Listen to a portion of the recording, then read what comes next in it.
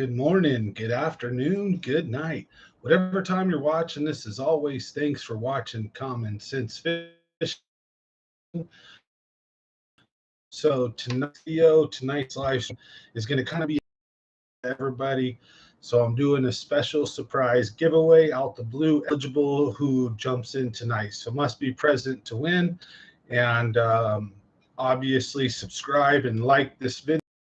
Subscribe to the channel, leave a comment, and we'll get to all that. When we do that later tonight, we'll do the wheel of names, and we'll have a nice surprise giveaway. So I want to say thank you to everybody for always sticking with the channel, for all the great viewers that we have. To the new ones, welcome to the channel. We appreciate everyone here. This is a great community fishing channel. We do live streams every Monday, Wednesday, and Friday from 7 to 9 p.m. Pacific.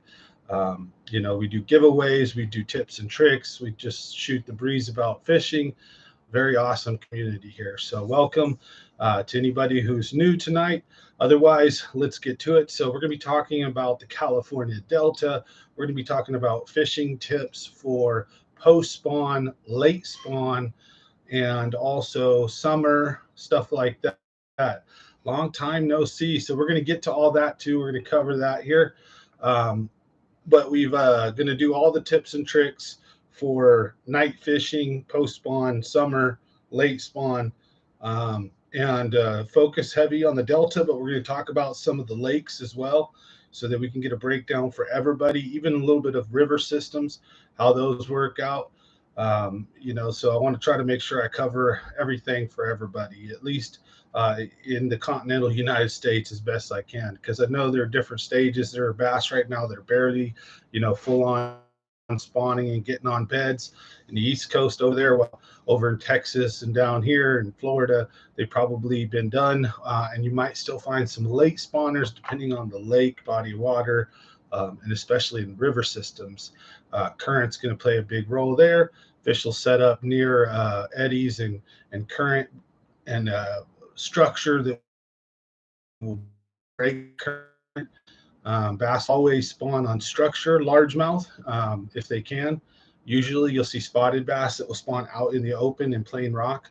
You'll almost always find that the largemouth are spawning next to wood laydowns, big rocks, something that's an obvious structure next to a piece of structure. So anyways, we're going to talk about all kinds of cool stuff tonight. As always, go down many rabbit holes, I'm sure. And if you guys have anything you want to discuss, leave a comment. We talk about it. Now, the reason I've been gone. So CSF, what the hell, you've been gone for over a week, right? I had the COVID again. Gosh damn BS. So that probably just sent up a big old red flag to YouTube, like algorithm, put the brake on it. So anyways, yeah, I caught it for like the third time. Super nothing burger. It just, obviously it sucks being a little bit under the weather. So I had to go through that for like 4 or 5 days. And so that just sucked. And then work, doing heating in there, we had a couple of 100-degree days.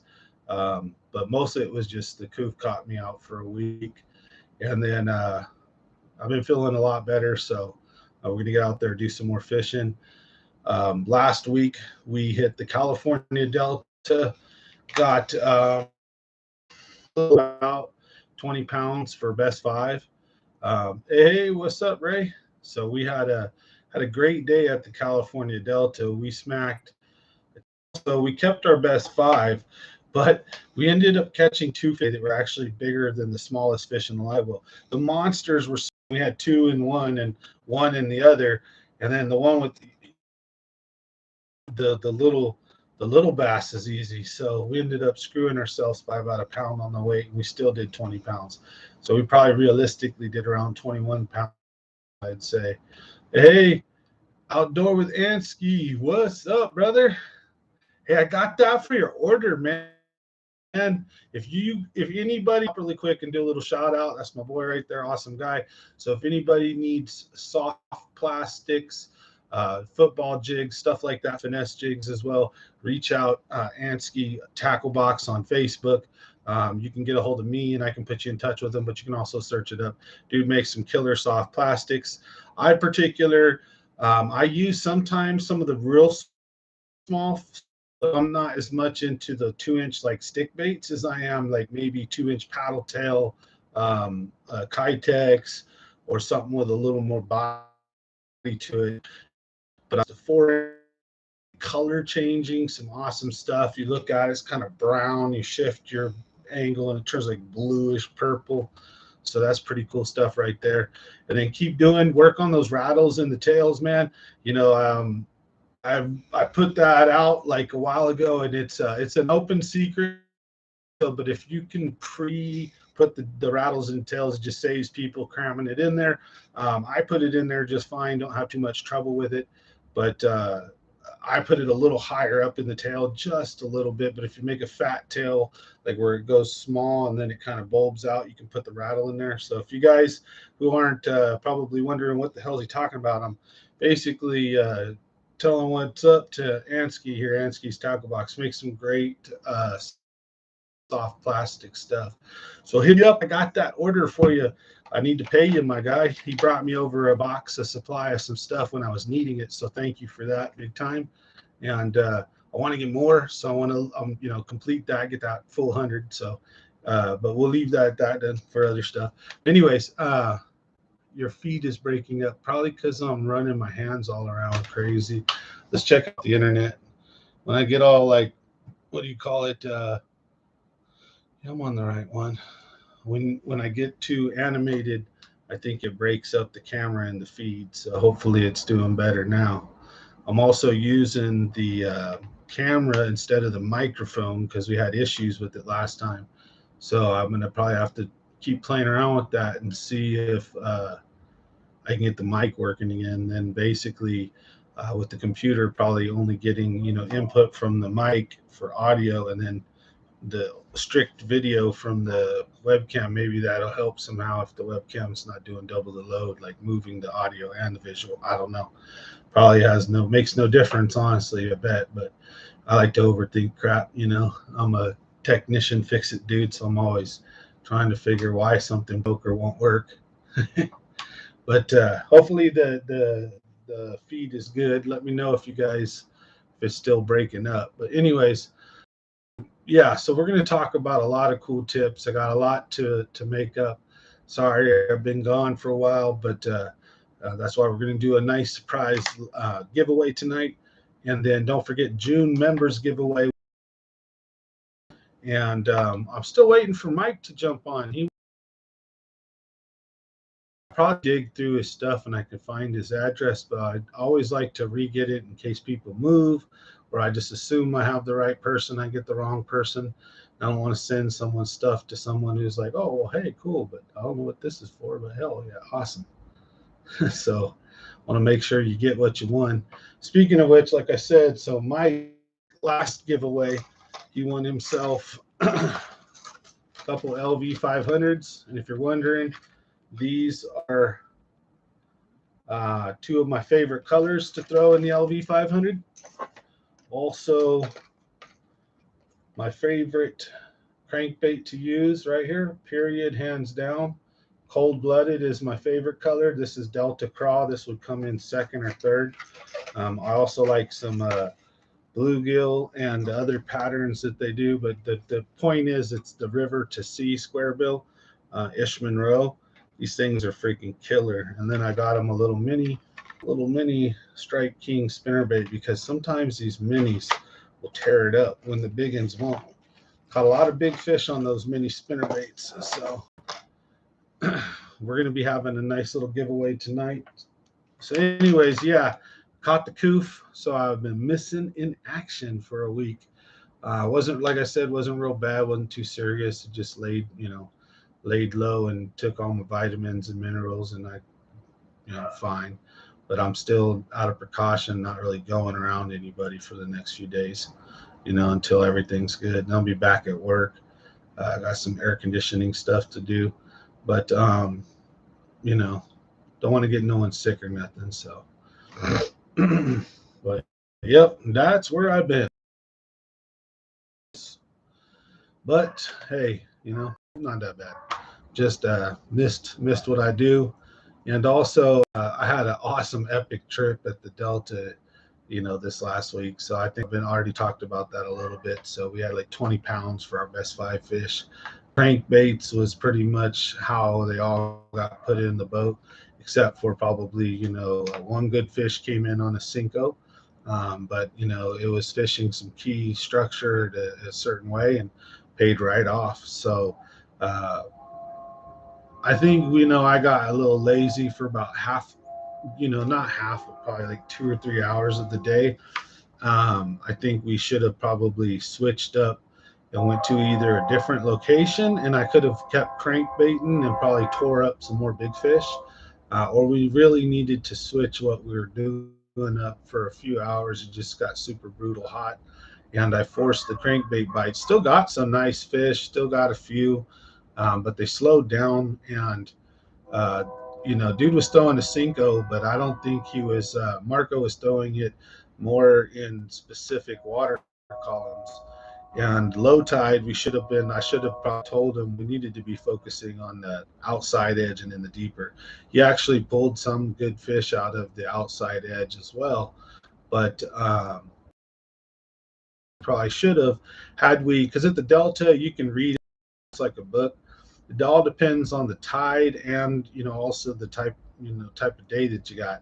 So if you have a real hot day and tide low whatever in the morning, right, but then have a moving tide throughout the day in and out, and then have your dead tide again in the afternoon, right? Or somewhat in between. The tides are actually different than that, but and they change. You can look them up and see.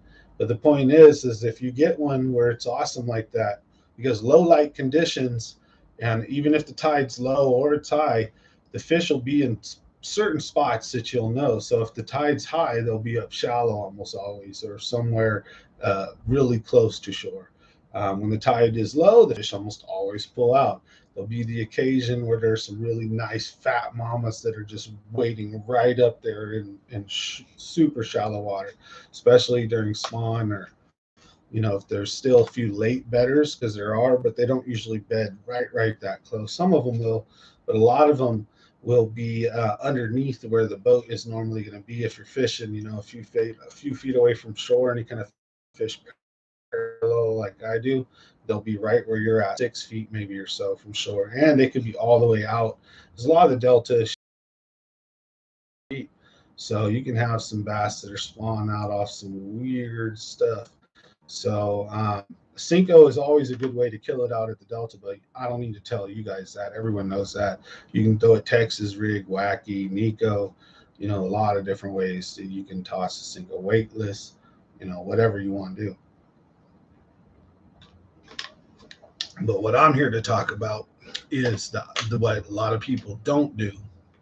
What a lot of people do that I see, I watch some Delta videos sometimes, and what I see some guys from other channels, or either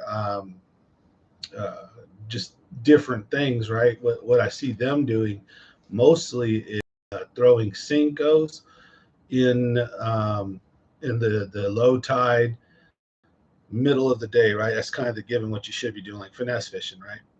And then when the tide's moving, or when it's high, I see that a lot of guys, and even when it's low, what they're doing is they're fishing top water primarily as their power fishing tool. So if they're covering water and searching, they're usually doing it top water. So they're throwing something like a whopper, plopper, or a frog, and some videos they do excellent. Depends on the day, right? I've seen some videos where dudes were smoking them on top water, and then a few where you watch guys and they throw it, they get a few on it, and then they're also throwing things like chatterbait or spinnerbait. So for their moving lures, it seems like real popular for the Delta is going to be something like a frog, a whopper plopper, and I'd say a buzzbait I see pretty often from the old timers, whopper plopper from the newer newbies. I see frogs from like the semi-experienced all the way up to really, high level. And then you see guys throwing spinner baits and chatter baits and things of the sort, usually as their power, as their reaction fishing, right? What I tend to do is, yeah, I'll fish spinner baits and I fish crankbaits as my power. And when I'm top fishing, I'm usually either two different types of fishing. I'm a hula popper, pop bar type of guy that likes to finesse top water and hit spot lock and chill and break down a spot and bloop, bloop, bloop, and take my time like as if I was working a little worm on the bottom, bloop, blooping it around. But this thing's on the surface, making just little bloop, bloop, and then stop, pause, like a jerk bait pause or whatever, like a drop shot. You wiggle it and then you stop and you feel that little, you feel, except sometimes boom, even in the winter.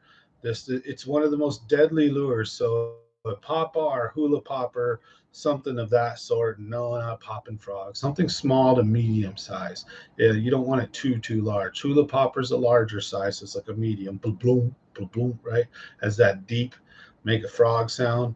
And then the pop R is almost like a distressed fish or something at the surface. It makes more of a higher pitched pop. When you pop it, you can get that bloop bloop out of it, but you're not going to get a bloom like you get out of a hula popper. Bloop. Hula popper makes a much more deep noise. I think it's much more imitating a frog, right? While the other one imitates a fish. So that way, if you hear a lot of bullfrogs, a lot of smashing going on, maybe throw the hula popper, bigger hooks, a little bit stronger lure. You can also throw a larger pop R, right, if you just want to be a larger bait fish. But that's basically what you're trying to imitate. A pop R is like a fish on the top of the water making noise usually. A hula is more of a frog. And that's how I like to spot fish. So if I'm got an area that I think there's a possibility there's some monsters here, I'm using more of those kind of top water lures, and I'm casting to holes, points, sections, little lay downs, and I'm working that along it, walking it away or pulling a whopper plop away. I can just don't, and it doesn't cover a ton of water with each action, and it creates a nice loud noise and sends a pretty big shock wave through the water. Even a small pop R just makes a nice disturbance on the water, right? And sends motion down underneath as well. And it makes noise too. You can get them with rattles, they're silent, all kinds of ones. Silent when you're popping them, right? That's the idea. So but I like to use that kind of top water. So instead of the other ones, I'll use the others occasionally when I'm searching. So there's a search bait. If you're going to search bait, I guess I'm more of a whopper plopper guy. But you also got to think if there's vegetation or you're fishing low tide, then you're probably going to want to use a frog or a buzz bait. Now, even using a buzz bait, it's going to do a lot better through vegetation or on top of vegetation where you have nice openings, but then you have some areas where there's weeds just like millimeters underneath the water or right there, and you got to go over that crap. You can still get weeds and hydrilla and gunk, or just that green slime, depending on what kind of junk it is, right? What kind of vegetation it is. Grass is going to get caught up in those, swivels and things a lot more than if you were using like a frog. You got nothing to get caught up. It's going to slide smoothly right over that vegetation. So that's why a lot of guys go to the frog at the Delta, and it doesn't hurt because you can also finesse fish a frog and just barely twitch it and wiggle it and just barely use it, and it gets the big fish to come out. So it's kind of the same thing. It's just how you use it. If you use it slow enough, if you take the time. So, but yeah, that's kind of how I fish the Delta topwater wise. Looking at, if I'm searching, I'm going one of two ways, usually a frog or like a whopper plop or something simple. I don't want to have a lot of cadence, and I don't want to worry about like my wrist action, kind of like a jerk bait, or how a Sammy or something like that. It's more of a striper bait. It does catch big bass too, though. Don't get me wrong.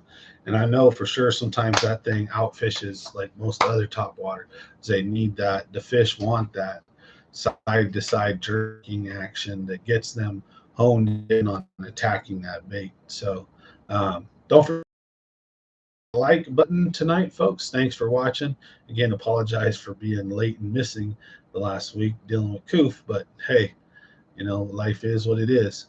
So, but delta wise, if I'm power fishing and searching, um, I'm going with, for top water, a whopper plopper or a frog.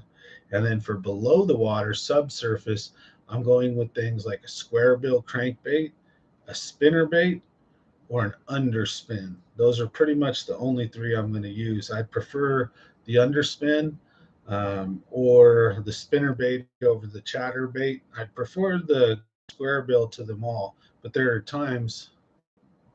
Hey, Mike, we got you, so I can send you your. I think I might still have your address because you probably gave it to me last time, but the Casper likes to mess with my memory. So it makes it simple. It brings it to the front of my phone. So if you message me or get a hold of me, right, I don't have to search through like eons of stuff, because that's kind of what it is. It sucks. So that's why I always be like, hey, make sure you get a hold of me again. So you know how it goes. Anyways, nice to see you on tonight, Mike. Thanks for watching. But yeah, so at the Delta, back to what we're talking about, we're gonna have a giveaway tonight, by the way, as well. So make sure you guys stick around for that. That's gonna be a little bit later. But I want to finish talking about the Delta. Then we're gonna talk about my day. I had an epic day. I kind of watched place. If I'm fishing subsurface, it's going to be a spinner bait, an underspin, or a square bill. I don't much like a chatterbait that much. They work okay. They cause a lot of vibration, and they can be worked in different water columns, like a spinner bait or a underspin.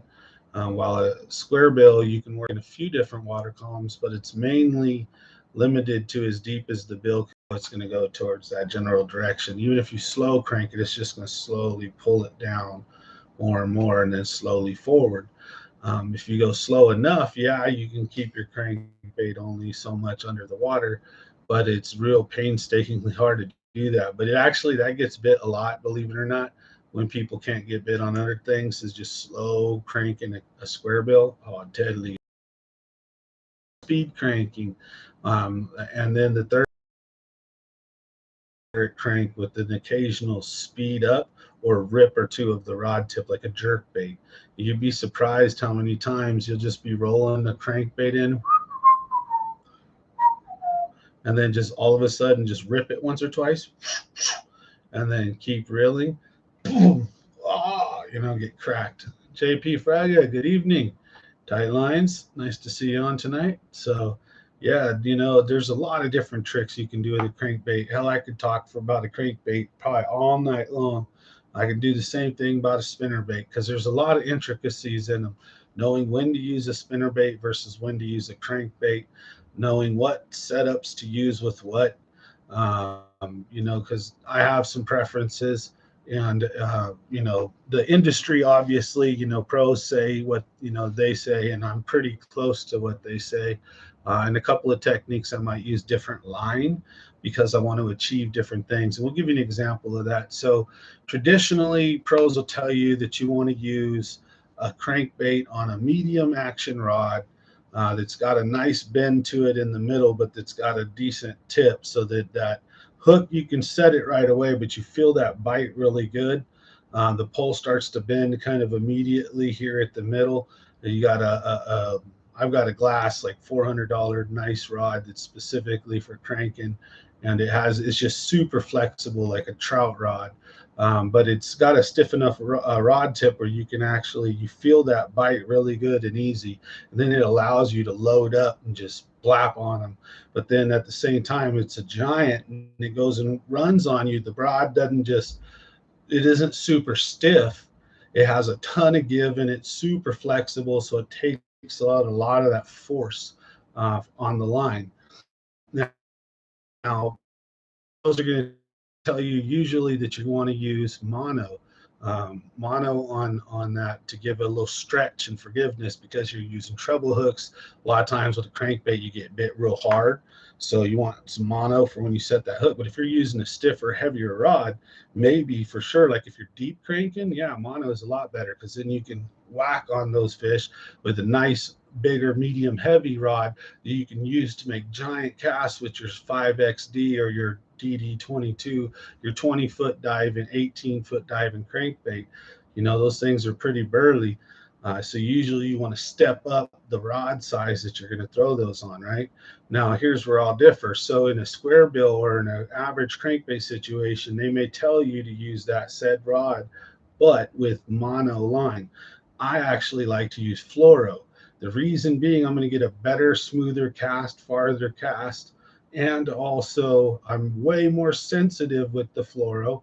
And then two is well, actually one's like number 4 or 5 is it sinks and it allows the crankbait to get just a little bit more deeper than mono, which has a floating tendency and wants to pull the crankbait up a little bit more.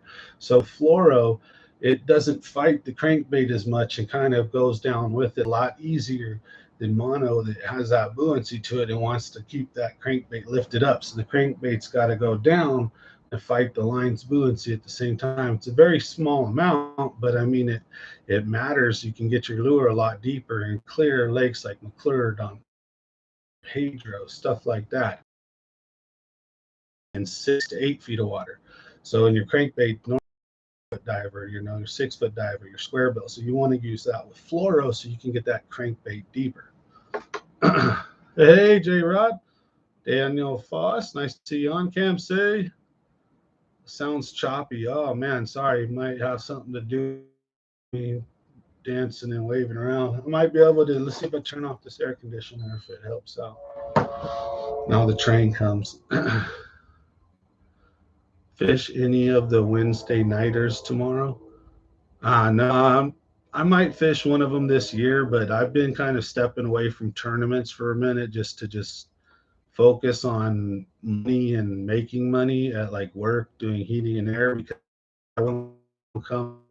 So I got to make sure that, you know, I'm productive this year. I don't want to burn as much money. So it's not about going out there and trying to like, you know, win something for YouTube or like gain people's like, oh, you know, hey, like to try to like, you know, because it's fun tournament fishing, don't get me wrong, but I don't need to like compete right now. What I really need to do is focus on making money and working hard, but also on this channel too, so providing content for you guys. So I'm more focused with fishing around, and I'll fish the same areas that these tournament guys will fish, and then I can give it away because it's not hurting me. I'm not in the tournament. It might help you guys. So I don't have the money, you know, to be perfectly honest, to spend with the gas prices, to buy food, to like pre-fish and to hit these specific lakes at these. It just puts stress on me. I don't know if like that day is going to be $100 day, or I'm sorry, not $100 day, but if it's 100-degree day, I can make 2 or 3 grand, 5 grand in one day. Well, if it's an 80-degree day, I might not have any work for a week because nobody's stuff's broke or nothing's.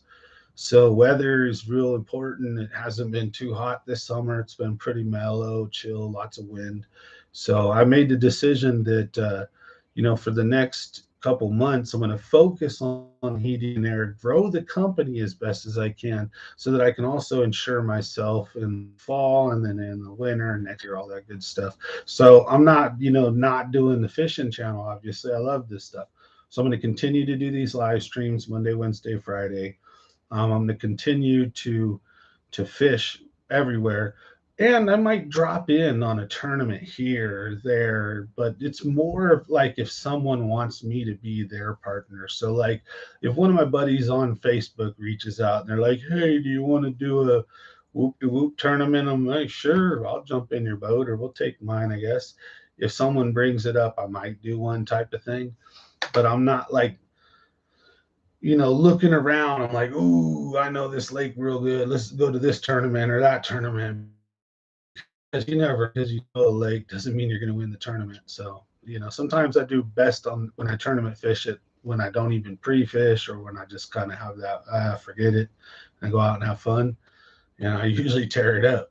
So when you get too gung ho, you get too all dialed in, you get too anticipated on the win, and then you make mistakes. The day changes. You're unwilling to, this is some of my tournament lock-ins. You can be unwilling to kind of deviate or adjust because what was working before isn't working now, and you got to be able to figure all that out on the fly under the pressure, which I'm okay at. I've won my fair share of tournament. I got trophies, but it's just like I don't have the money on that right now. So I'd rather take my opportunities, fish when I can with other people in the back of their boats.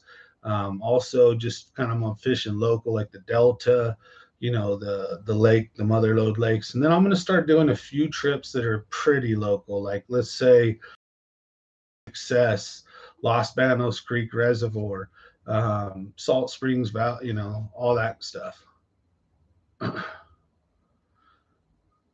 Part two on how to fish the Delta is actually already out, and it's just for the members early access. So it should be coming this week, probably Thursday or Friday. I forget which one's next. If it's how I fished the Delta 2, or if it's the Ish Monroe video, which that video is pretty cool. We'll tell you guys. It's a 5-minute video, and it's all about why I fished the square bill crankbait at the Delta, a couple of tips and tricks, but literally me giving those tips and tricks while I'm speaking, trying to tell you how to use the crankbait, where to use it. I get a 6.5 pounder, 4 3/4, and a 4.5 back to back to back in the same damn area, and like just want 2 casts in the same spot. Then once that's fished out, I moved around, hit the same lane on the other side, did the same thing. It was like over 15 pounds or so, 15 pounds for 3 fish, and was just hitting the deltas like with a big old smile on my face. Hadn't even blasted off yet the first 5 minutes. So, but I edited all most of it out, and it's simply just me giving a few tips and then immediately getting to work, just mashing some monsters. And then what I show is over the course of the last 2 years, I show every bass over 5 pounds or so that I've caught personally on a square bill crankbait or a crankbait. And let me tell you, there's a few from my past too that I couldn't help put in there. There's a couple double digits in there. So you guys see that video is going to be pretty cool. And that's all about the crankbait, because it's like my holy grail for big fish, basically.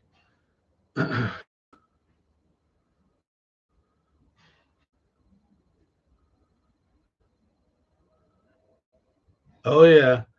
Well, here's the thing, Daniel, for about the Delta is I believe the reason why when you see those bass and you like drop it right on their head and they're not going to eat it, is those are the ones that would hit the crankbait. Those are the ones that need a reaction. Those are the ones that you have to force to feed.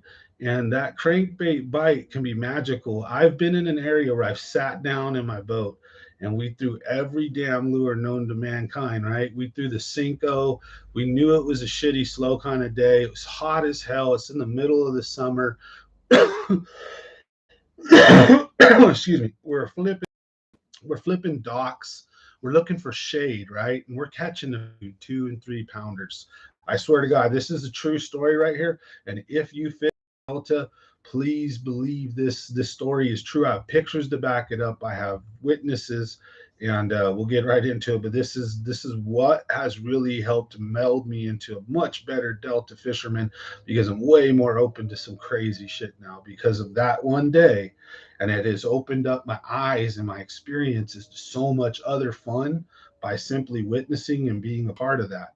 And I'm going to walk you guys through it. So it's like 100-degree days, brutally hot. There was hella wind, I think, before, but I don't think this day there was any wind. It was pretty moderate. It wasn't bad. And but it was brutal hot, sweaty as hell. We were catching 2 and 3 pounders, having a great time. Had maybe 6 fish or 5 fish, a nice little limit, but nothing, and struggled. It was a couple hours, halfway through the day almost, 3 or 4 hours easy into the day just to get those 5 fish. It was a struggle, slow bite. Got like 2 or 3 right in the morning, and then just boom. And then it was like one fish every hour, hour and a half. And then we started catching a few more by fishing at shade, by fishing under docks, by fishing. It was real slow, it was tough. And we're in this area that I've told you guys all about before, Apothecary Cove, right over by Smith Canal and by Lois Park. It's that cove in there with all the residential homes and all the docks, right? So we're fishing all those docks, fishing all those homes, all the shoreline, catching a few, and we do circles in there. So many double digits come out of there and monsters. So we just do circles basically and fish that place over and over. Sometimes that's what we used to do for reals. Is we had it was it, we had and just out of like using Cincos, right? And we had caught always have been in the Delta. And so we're diehard throwing the crankbait, but not really doing too well on it. Most of the fish came on the Cinco. We had like 1 or 2 on it. So my buddy's kid, dude, picks up the square bill crankbait and just tosses it out into the middle where there's just nothing, Plainsburg, whatever, and starts reeling it in and just wow, gets hammered by like a 4 or 5 pound bass. We're like, what the hell? So we're like, we start casting, and it turns out those bass were not right up against the shore like we were thinking. Even high tide didn't matter. They were out off of the weed clumps, and they were guarding fry or eating the fry, and or the bluegill as well. And they were literally hiding in or next to what would be like if you look into the delta where it's almost like polka dots, or where there's open water and there's a weed clump here and there's a weed clump here and then one here and then a big one here and then a big open area and a couple little clumps here and there, 5 foot, 6 foot, like in a cove, right? And it's not just all weeds and shit. And there's actual like clear spots where it either been dredged or either chemicalized at one point. The weeds are mostly gone, right? And there's clumps of them, or whatever reason it is, it's a little bit deeper. The bottom isn't conductive for the weed growth. I don't know the delta that good, but anyways, point is, you look at bodies or areas in the delta, and there'll be these open areas and weed clumps, and we started figuring out that all we had to do, we were throwing Cincos out there, everything, they were not biting, they wouldn't do shit, they were just sitting there, right? And what we had to do is we'd get a few by running in between and next to those weed clumps with a square bill, just rolling it and then going and then rolling it and then going and then rolling it like that, and then just wow, and we would get a few. But anytime we rolled it into a weed clump and then we ripped it out and then ripped it again, and then we started the first 2 or 3 cranks, bam, we started getting annihilated. And it went from like a whatever day to 5 to 8 pounders getting caught left and right, just boom, boom, boom, monsters coming out, dumping double digits, shaking off. And we're just like, ah. And so we go back, and the next day we just hammered that place for a couple of weeks. They'd move up against the shore, sometimes they'd pull out, but almost always after like a month or so after spawn, in that summer window, June, July, man, those fish were out in the middle with all the bait, with all that stuff, feeding, but they were chilling a lot of times. They weren't moving and feeding. They were in ambush, waiting for stuff so they could come out and strike it, right? And or even if they were just hanging out for the shade in the hot ass sun, and you got these little weed clumps. First of all, I need bluegill, all kinds of baby bass will go to those. So you have this open area. There won't be a lot of fish in that open area, right? Of any kind. There'll be some swimming through it, using it like a highway, but the bait fish will be clumped to and inside those weed clumps. So that's where the bass are just going to hang out to feed right there, right? And when your crankbait comes by, it's one of two things. So you can get a spinnerbait bite the same way. We've had good days with the spinnerbait, but just with the crankbait, it's just so epic because there's been days where I've seen 5+ pound bass come up, eat my spinnerbait. I can see it with my own two eyes. Spinnerbait's in their mouth, set the hook, and the spinnerbait just comes flying out. Or they're spitting it out as I'm setting it, and it was so frustrating. Or they come up and they would literally come up and go boom to my spinnerbait, like to just punk it, like get out of here, like they were territorial or not trying to feed. May have been still spawning at that time. I'm not sure, but I've witnessed monsters hit my spinnerbait and me just whiff on them, and I didn't even feel a thing. But the damn fish was close enough. I had my glasses on, and clear as day, I could see the fish hit my spinnerbait. And I might even felt it a little bit. And you can see your spinnerbait swim to the side or pull back. You can see the fish have it and just whiff it, right? So that crankbait, the fish comes up and just nips at that crankbait. It's stuck. Even if it's only one hook, it's stuck. And that's just like having a drop shot in it. I don't care. I don't need all 6 hooks buried into that fish to feel confident. I need that one hook in there, and I'm just going to guide him in, keep him pressure. When he jumps, lift up and start reeling. When he goes in, follow him in. And then when they pull, I hit the bell on my bait caster and I use my thumb as the drag. I'd never let them use I don't set the drag and use that because I've had it where when the line digs into that bait caster after a while, then you can either cut your line or just once you reel it in, and then when you're done, your next cast backlash is just not fun. Plus just the drag on the bait caster don't feel right. It doesn't make noise to alarm you, kind of. So you're still spinning your handle, but there's no lining in. But when you get used to it, you know the feel of it, and what's happening. But it feels to me that I feel more comfortable. It's probably much more wear and tear on the reel. But I click the button. I use my thumb when they're running, and I control the tension on the line and everything with my thumb. And I have a very nice, fancy bass, cranking rod and reel as well for that setup, and it works extremely well. I've caught multiple monsters doing that with that same setup. I got a double digit on that setup last year, and the 6 3/4, 6.5, whatever it was, I forget. I think it was 6.5. The other one was a 4 3/4, yeah, and then a 4.5.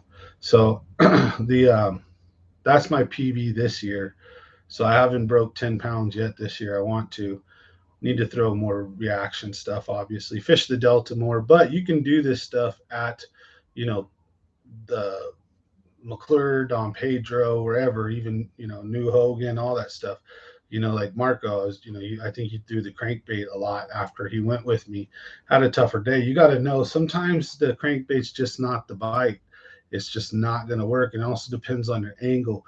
So if the guys in the front are worm fishing and they're casting out with drop shots and stuff, and you're not in that position to fish all day, might catch 1 or 2 on the crankbait. Much more or less productive.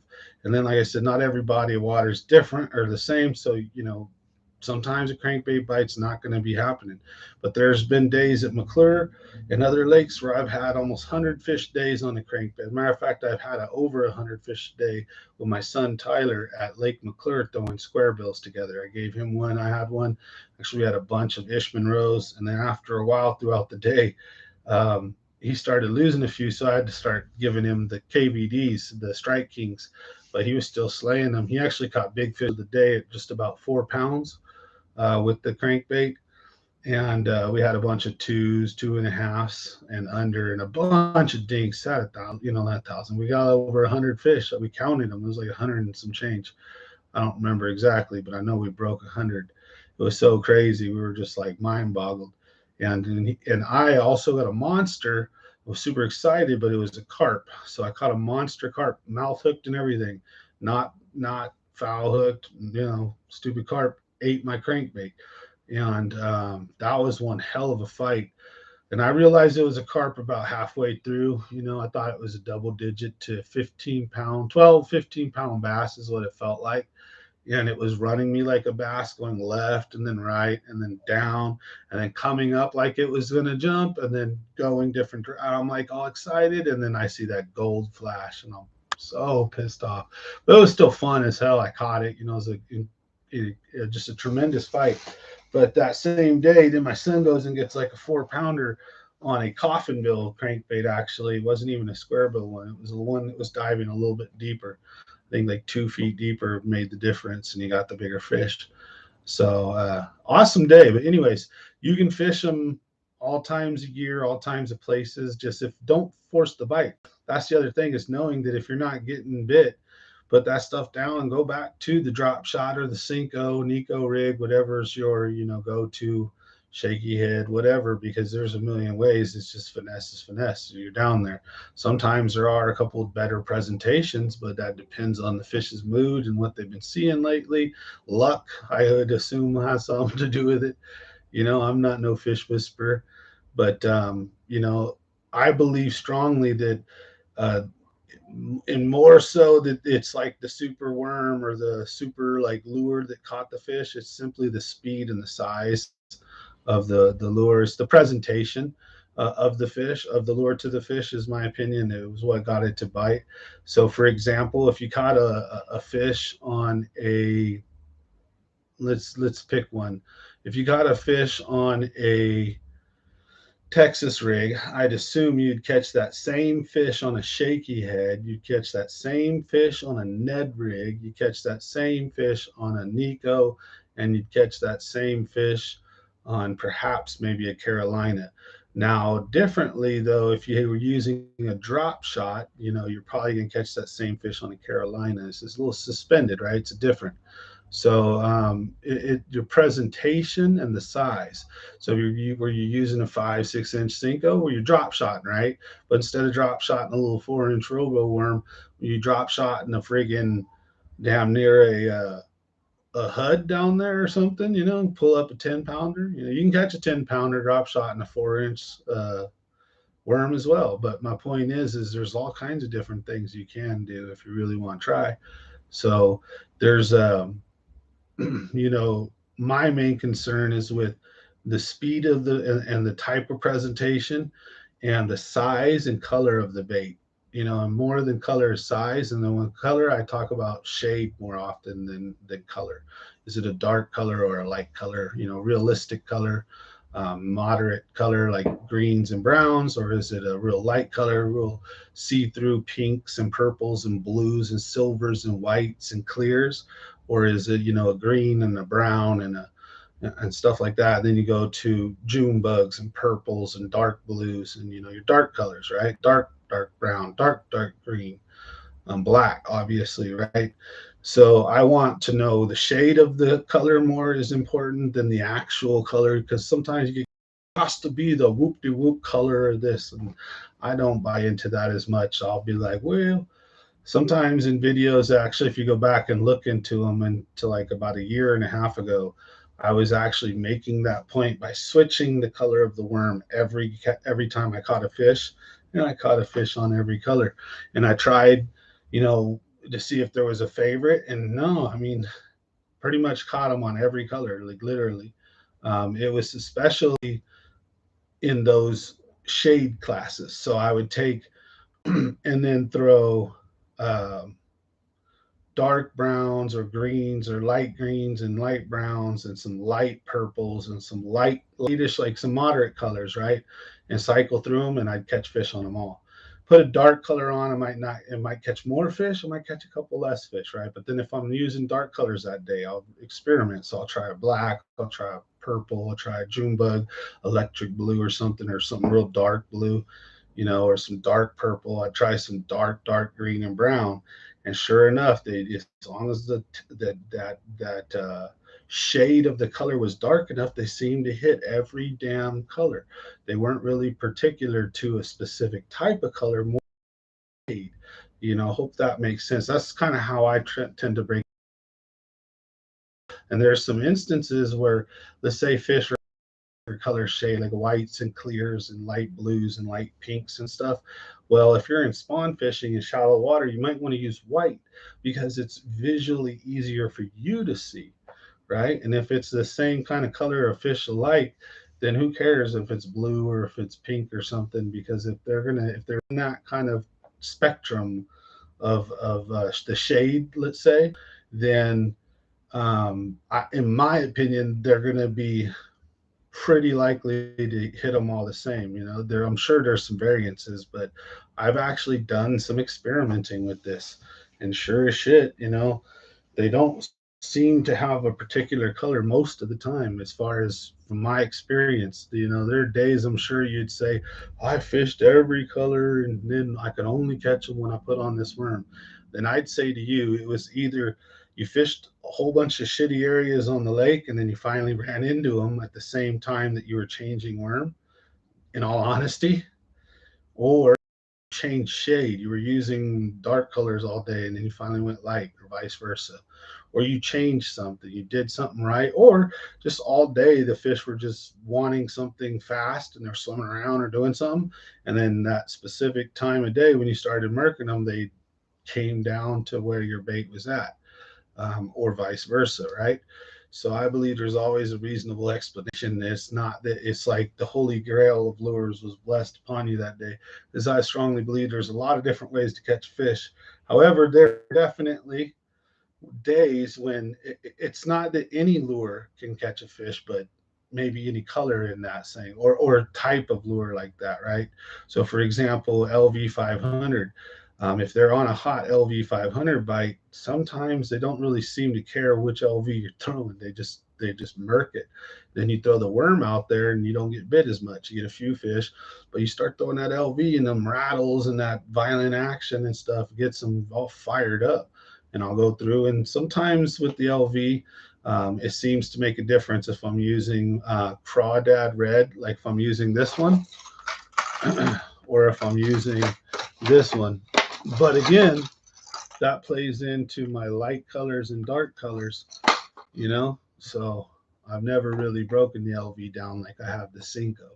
But, that's my whole 2 cents on it. Now, as far as that. So I went down my own little rabbit.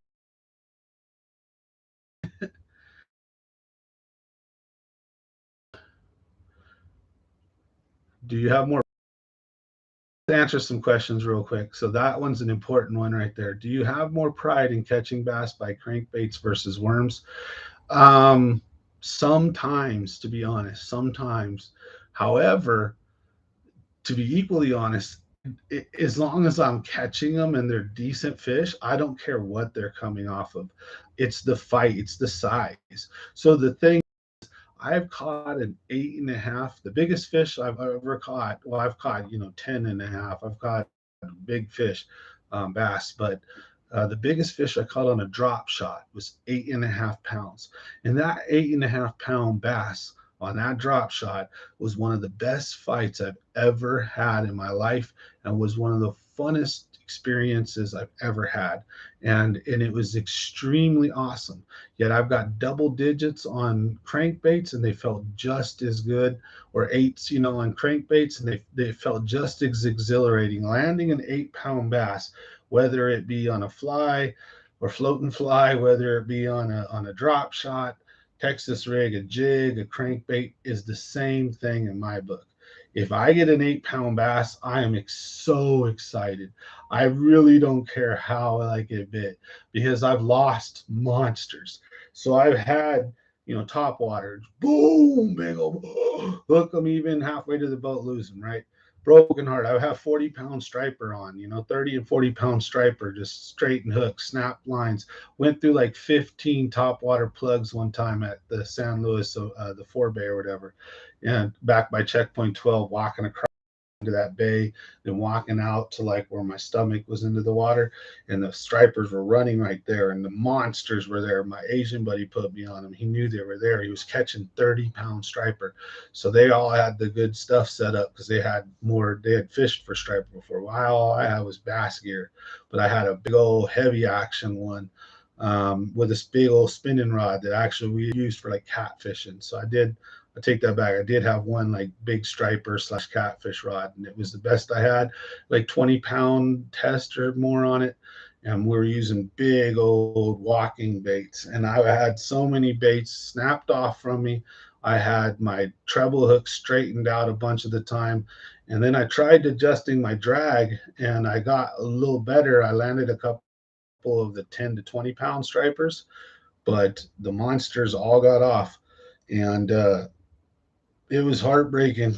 And I got spooled. I had to retie my line a couple times. I had to re-add line on. It got frustrating at the end because I had lost so much line. That's when I started having more hooks straightened because I'd have to tighten my drag a little, or they're snapping it, straightening my hooks and popping off. So those were striper, not largies. But point is just getting a double digit. I've got them on crankbaits. I've got them on a jig too. So the ultimate rush of catching a big fish. I don't care what lure it's on. So, but at the end of the day, when you catch a 4 pounder or a 3 pounder on a crankbait versus on a drop shot, it's funner and better. But also, usually when the crankbait bite is good, I mean, I'm talking fish day, 50, 60 fish day. Usually crankbait way out fishing other lures with size, catching monsters. So usually the crank, you can be in a boat right next to me, and we can be throwing, you'd be throwing drop shots and worms, pulling out the 1 to 2 pound males in the pack. When I run my crankbait, I pull the 2 to 3 pound fish out. Like if we went to McClure, and we banged the same, and you were throwing a drop shot, you might catch a couple of those 2 and 3 pounders, but you're going to catch mostly those 1 to 2 pound spots, right? I'm going to throw my crankbait up there, and I'm going to catch almost every. So there's some days where I'm going to catch every fish down near there, or I'm only going to get the big ones. So I'll get those 2 and 3 consistently. Easier way to win a tournament when that bite's on fire, but usually everyone else is, not everyone, but a lot of guys are doing the same thing. But especially in the summer, I see guys more forced to bottom bounce. I see them fishing, they can be 50, 60 feet deep, but man, guys sleep on a deep water summer crankbait bite, deep cranking 20. Dude, it was one of the best ways to catch those 3 to 5 pound bass in their lake.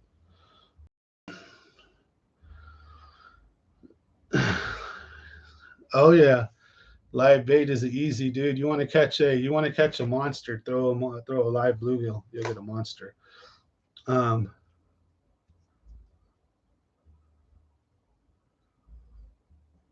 yeah, they don't like messing around. Yeah, the big fish will eat the crankbaits. They go after the bigger stuff, even the big swim baits and stuff.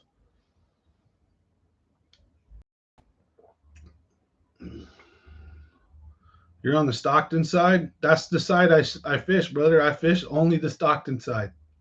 The Stockton side is my stomping grounds, and we've got multiple double digits out of the Stockton side, dude.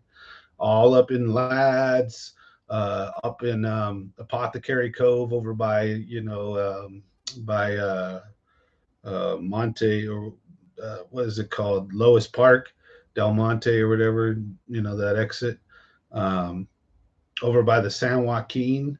Dude, we've caught so many monsters right there in the San Joaquin.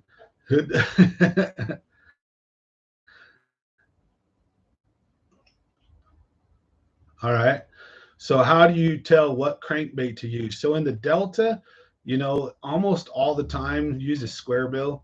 Depending on if it's the summer and the fish are running, you're chasing the tide. There are times you can use a 8 to 10 foot dive in, like a medium dive in. Usually those spoons that are like a medium. And when you got this little bit steeper bank, when you're usually either near the main or you're near the channels where the bigger boats will go, or the yachts, if anything, those canals are usually like 20 feet deep or 18 feet deep, while some of the other sloughs are 5 and 6 feet deep, 8 feet deep, 10 and 12. So the common depths you'll see at the Delta are sloughs that are 5 or 6 feet deep on high tide, down to 2 feet in low tide. They may be as high as 8 feet on like super tide or on real high tide, and then down to 2 or 3 on like the lowest of low tides, right? Like 2 feet, 3 feet out in the middle. Then you'll see channels that are 8 to 12, 14, 15. You might see a few of those, and then there's some 16 to or 18 to 20, 22, and then there's some that are 60 feet deep, 80 feet deep. Some real deep cuts in the Delta, like out by Mildred in a couple areas. There's some real just deep gouges that go through there. I've seen the fish finder go down like 70 or 80 down there, and even deeper, I think. So that's crazy. But so, it just depends where you're fishing at on the Delta. So in the summertime, and fall especially too, you can use some deeper diving crankbaits, but I like to find coves. Find coves on the Delta, or little arms that are deep, that are clean enough and deep enough, that you can get in there and fish comfortably, that aren't overrun with weeds, that have docks and homes and stuff on them, and crankbait in those. Because what'll happen is, post spawn, you got all the bluegill and all the other little, fish are spawning after the bass spawn. Plus, there's a lot of baby bass. So there's all this food in the water right now, and it's very vulnerable. The little dink males tear them up quick, right? But the big females, they're not going to exert a lot of energy going for a small fry. They'll go after the bigger fry. So when the bass are a little more mature, baby bass is a killer ticket to catching some pretty nice bass, some big ones actually. But bluegill is a great color to stay with right now. And find yourself a cove. It's going to be loaded with bait, loaded with bass usually, because what happens is on the main is just death. There's just all this crap going up and down the main, right? That's the highway striper and every, the bait's got to stay out of that, so it's always up against the shore. And if you got a cove, the bait's going to want to congregate in there. And the bass can also kind of herd those bait fish into those cove areas where they can then kind of close them off and just feed on them all year long, or most of for a month or two, literally just keep bait trapped into a cove. So I like to find little coves that aren't super long and too super huge and big, just nice little decent ones, and even medium sized ones, just not like big old systems, just a couple offshoots, quarter mile or less, little breakdowns with houses on them and docks.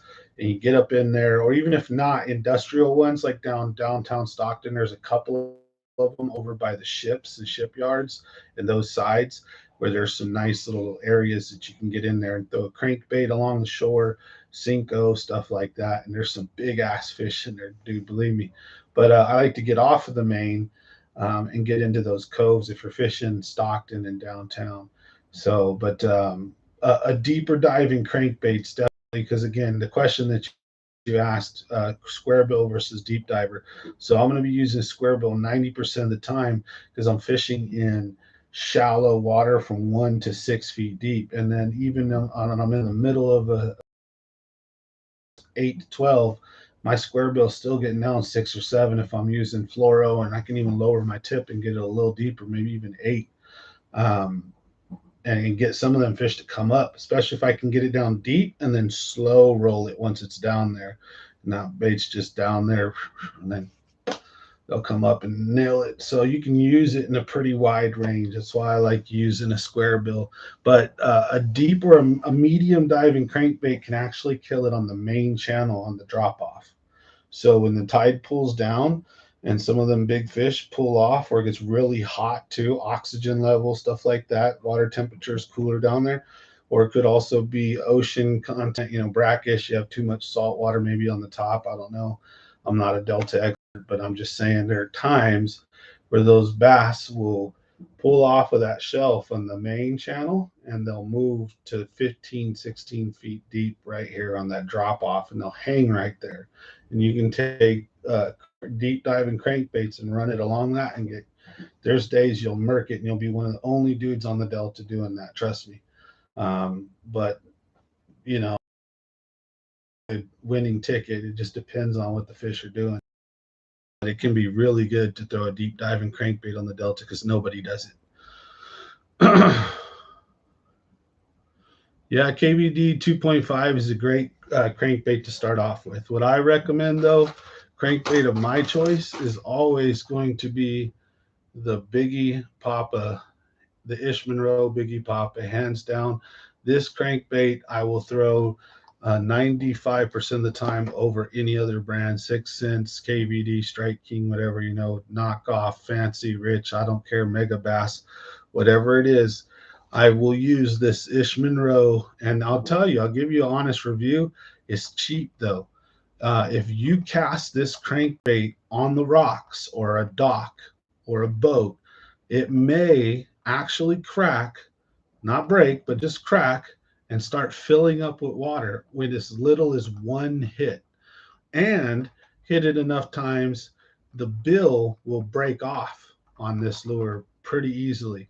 Now the ring where the line is attached to is attached to the body of the lure, not the bill. And so this thing is just susceptible to bad casting. But even at that, I would spend, these are $10 a piece roughly. I will buy 10 of these for $100 and gladly go through 4 or 5 of them in one day to catch a 20 pound, 25 pound bag. And it happens, with this lure, or if anything, fish all day and do okay. But as soon as you put this on, start smacking fish over 5 pounds or right in that range. It's a beautiful day, man. That's my favorite crankbait right there. So,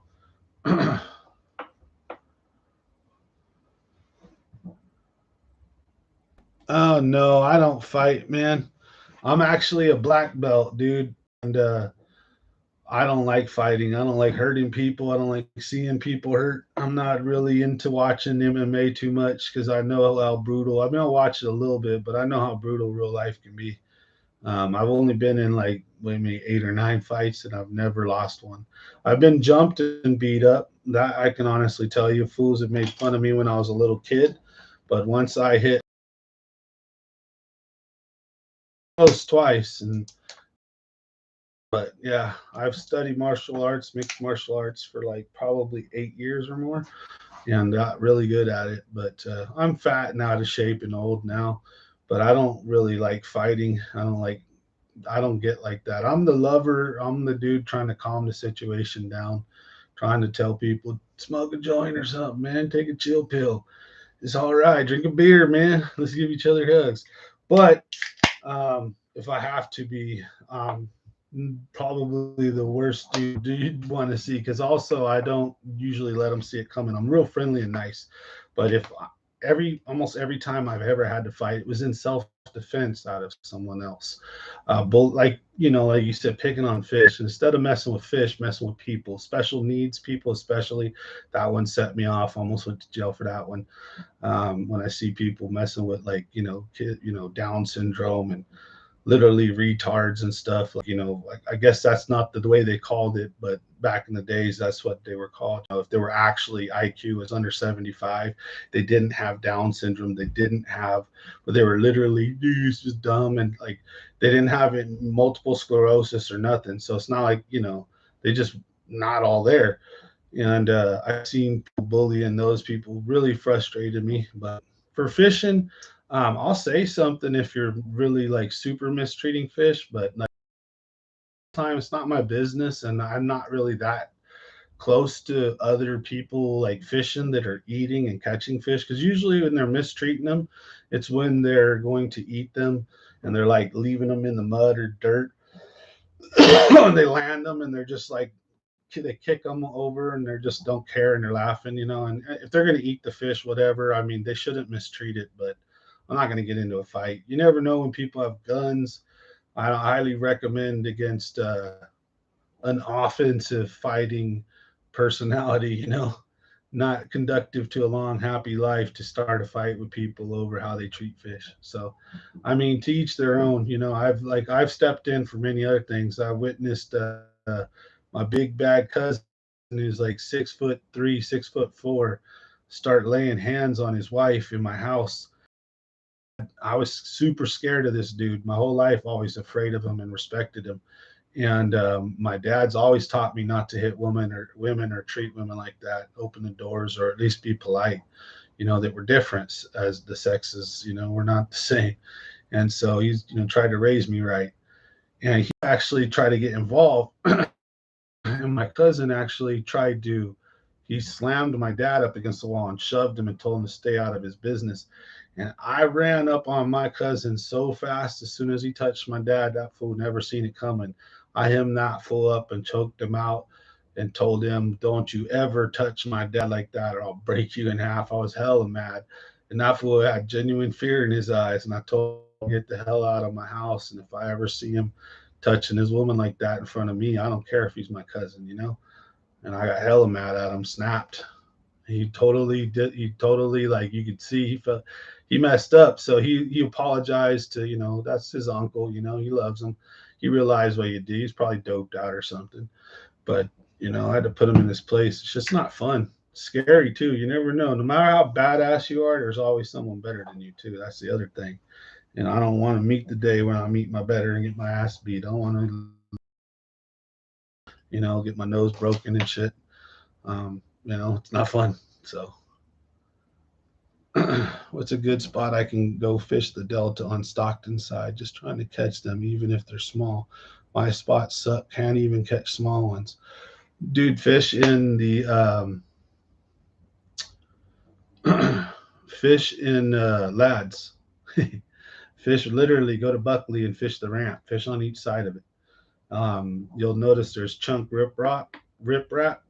Position yourself parallel. If you're on shore, it's even better. You drive in, just pay a couple bucks, right? And then you can walk down there, fish around that whole little area. So that's just one of my favorite spots right there. If you're in a boat, go to Lads, Buckley Cove, and just fish that area. Don't even leave yet. And then fish that point, fish around that point on Lads.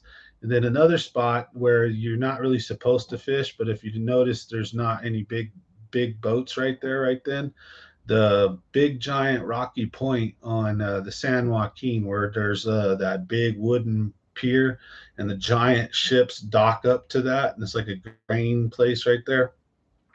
Well, that San Joaquin, that point, you can take your boat in between the piers and even a big old bass boat and get right up there, and you can crankbait in these big old riprap and rock.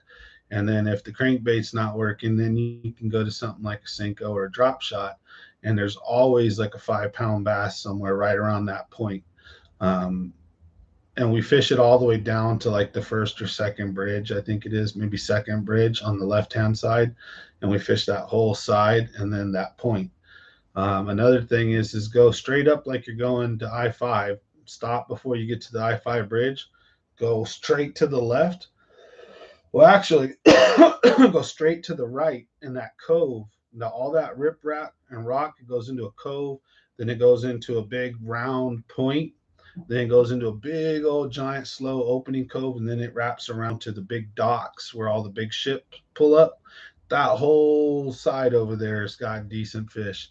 Then you can go straight across and shoot where you can actually park in an old beat up dock, and there's an old ladder you can climb, and then you walk over the dock, and you can actually, there's an opening, a gate right there in the fence, and there's a 7-Eleven across the street. You can go get food and fresh drinks and all that.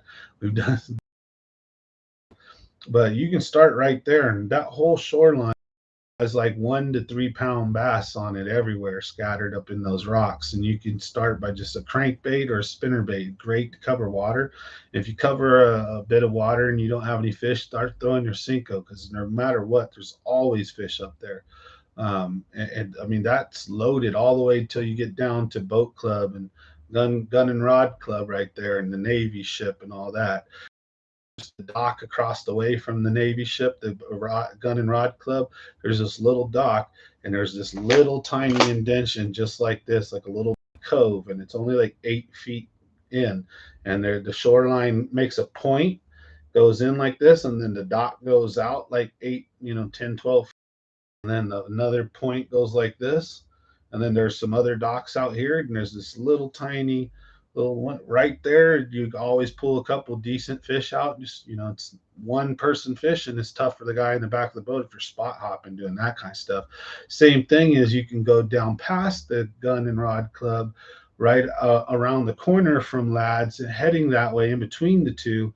And there's this spot where this big pipe comes out, and they have 2 things, and I think they've removed that now, but that area right there can still hold some decent fish. When they had that big pipe and the two things sticking out, that was a good killer spot to fish. You can also smash down until you get to Windmill Cove, and check out my next video coming out, how to fish the Delta Part 2. I show you all this stuff. I show you Windmill Cove, show you the 3 spots to fish in Windmill Cove that will hold fish. That way you don't waste your time in there and get frustrated. Go straight to the 3 or 4 spots, fish them good. You'll probably get a few good fish out of there and then get out of there. Then there's a place called Party Cove right across from Windmill Cove, Party Beach, I mean. That can actually be decent fishing on that main point up until right before it gets beachy. But when they're partying and all the boats are right there, it's sometimes it's not fun in the summer.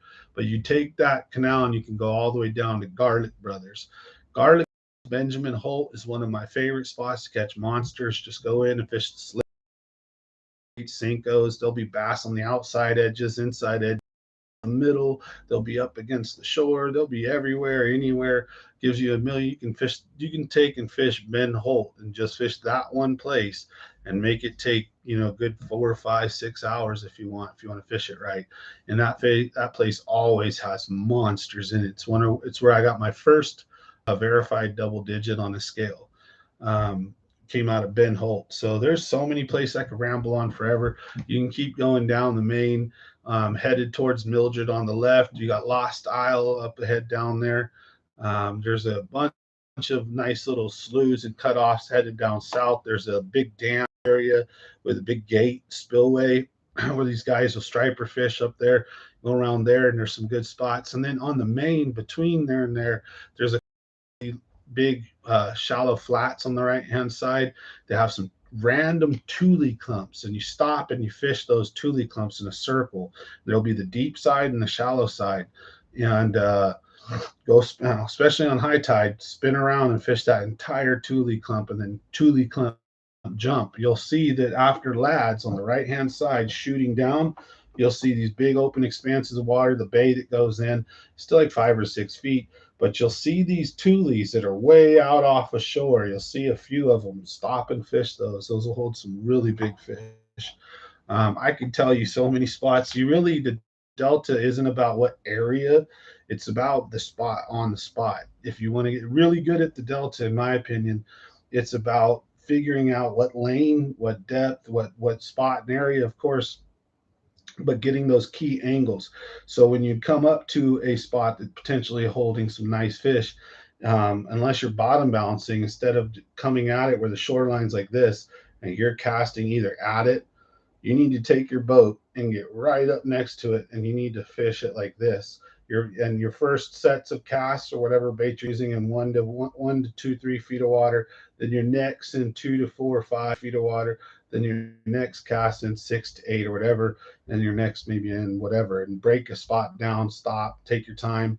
If there's a lot of wind and waves, it could smash your boat into the shore. There can be some complications, but take that into from X direction, drive until you find a is coming directly at you or away from you. Then when you position yourself up near a shoreline, the wind is either pushing you forward or reverse, and not into the shoreline. So just do a little bit of critical thinking, like putting the pieces together, and then go and hit structure accordingly. Try to always be parallel unless you're bottom bouncing. So if you're Cinco fishing and you're bottom bouncing and you're doing stuff like a drop shot, fine, pull yourself out and hit every little pocket and point and little area that you can, break it down and fish it right. But if you're reaction fishing, top water, spinner baits, crank baits, search baits, any of that kind of stuff, chatter baits, swim baits, do it parallel, all of it. Hey, Mad Bass.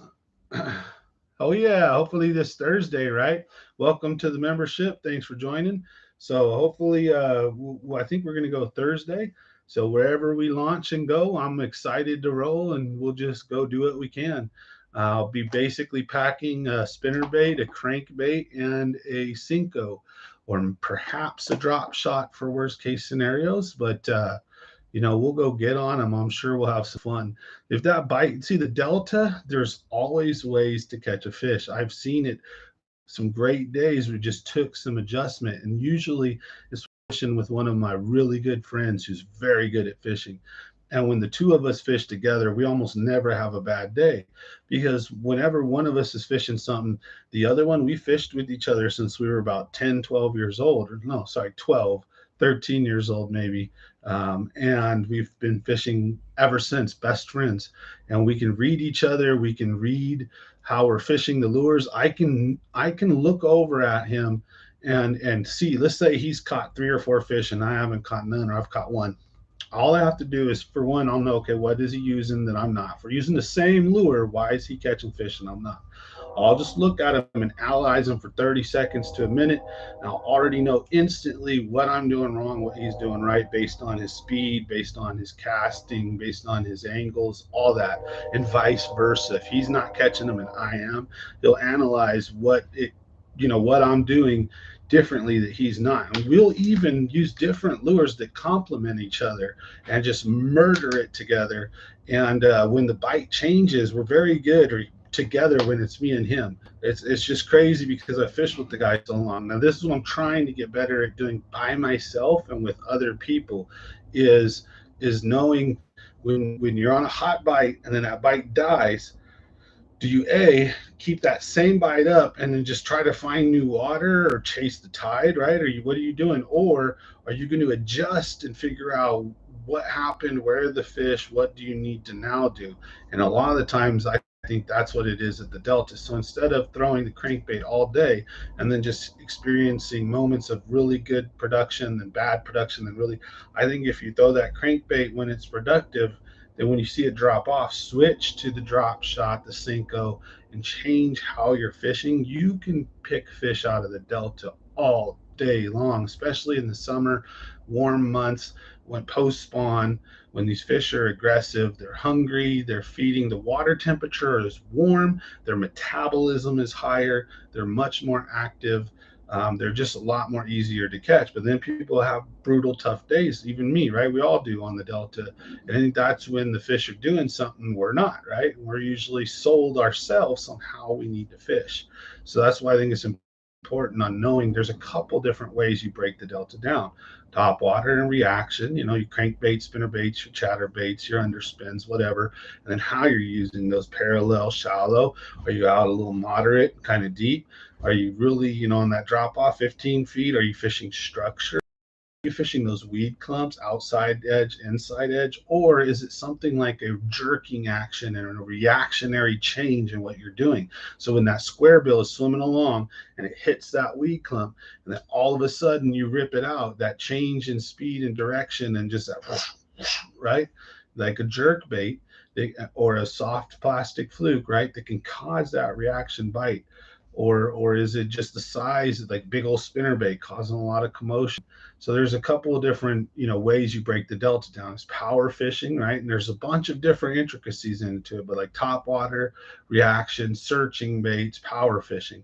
Then there is your bottom bouncing or more finesse fishing, and that could be done from 1 inch of water down to that outside weed edge. But what's really important is when the fishing is shifting, that tide is changing, knowing, okay, when the tide's high and the tide's moving in or out, and both when it's going from high to low and it's coming up from low to high, but you're in that good portion, you can get up real shallow, crankbait, but they still may be deeper, or out off of those weed edges, crankbait, spinner bait, start searching, get a little more active, get high tide and it deadens out. You can still stay sometimes with those top water search baits and just, find those big fish and still pull them out. And if that's not working, then when the tide slows down and things stop, then take your bottom bouncers, your finesse lures, your jigs, your Texas rig, whatever, your drop shots, your Cinco wacky rig, and start fishing next to laydowns and trees. Fish when you see the shore and you see this water and open area, and then clump, fish the right side, then the left side of the weed clump, and right next to it, cast past it, and right when that lure, that's usually when you feel that little ding ding, boom, and it could be a 4 or 5 pound bass, right? But the bite is adjusting and changing.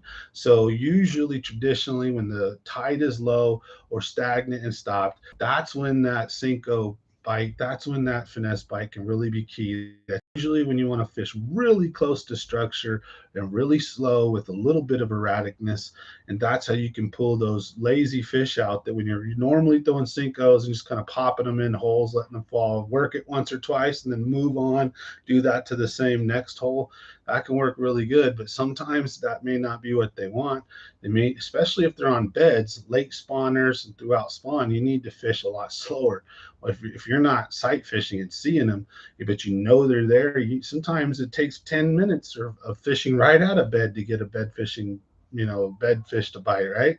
So if you're smashing down the shoreline, you're not doing yourself any favors if you're not trying those things, if the other stuff's not working out. So like I said, there's a lot of different ways to fish it.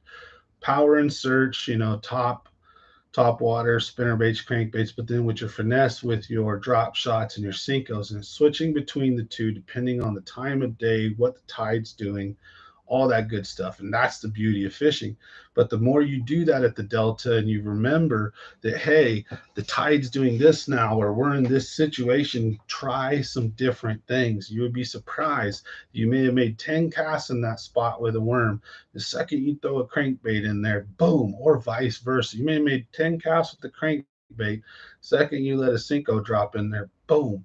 And it's almost always pretty easy to track.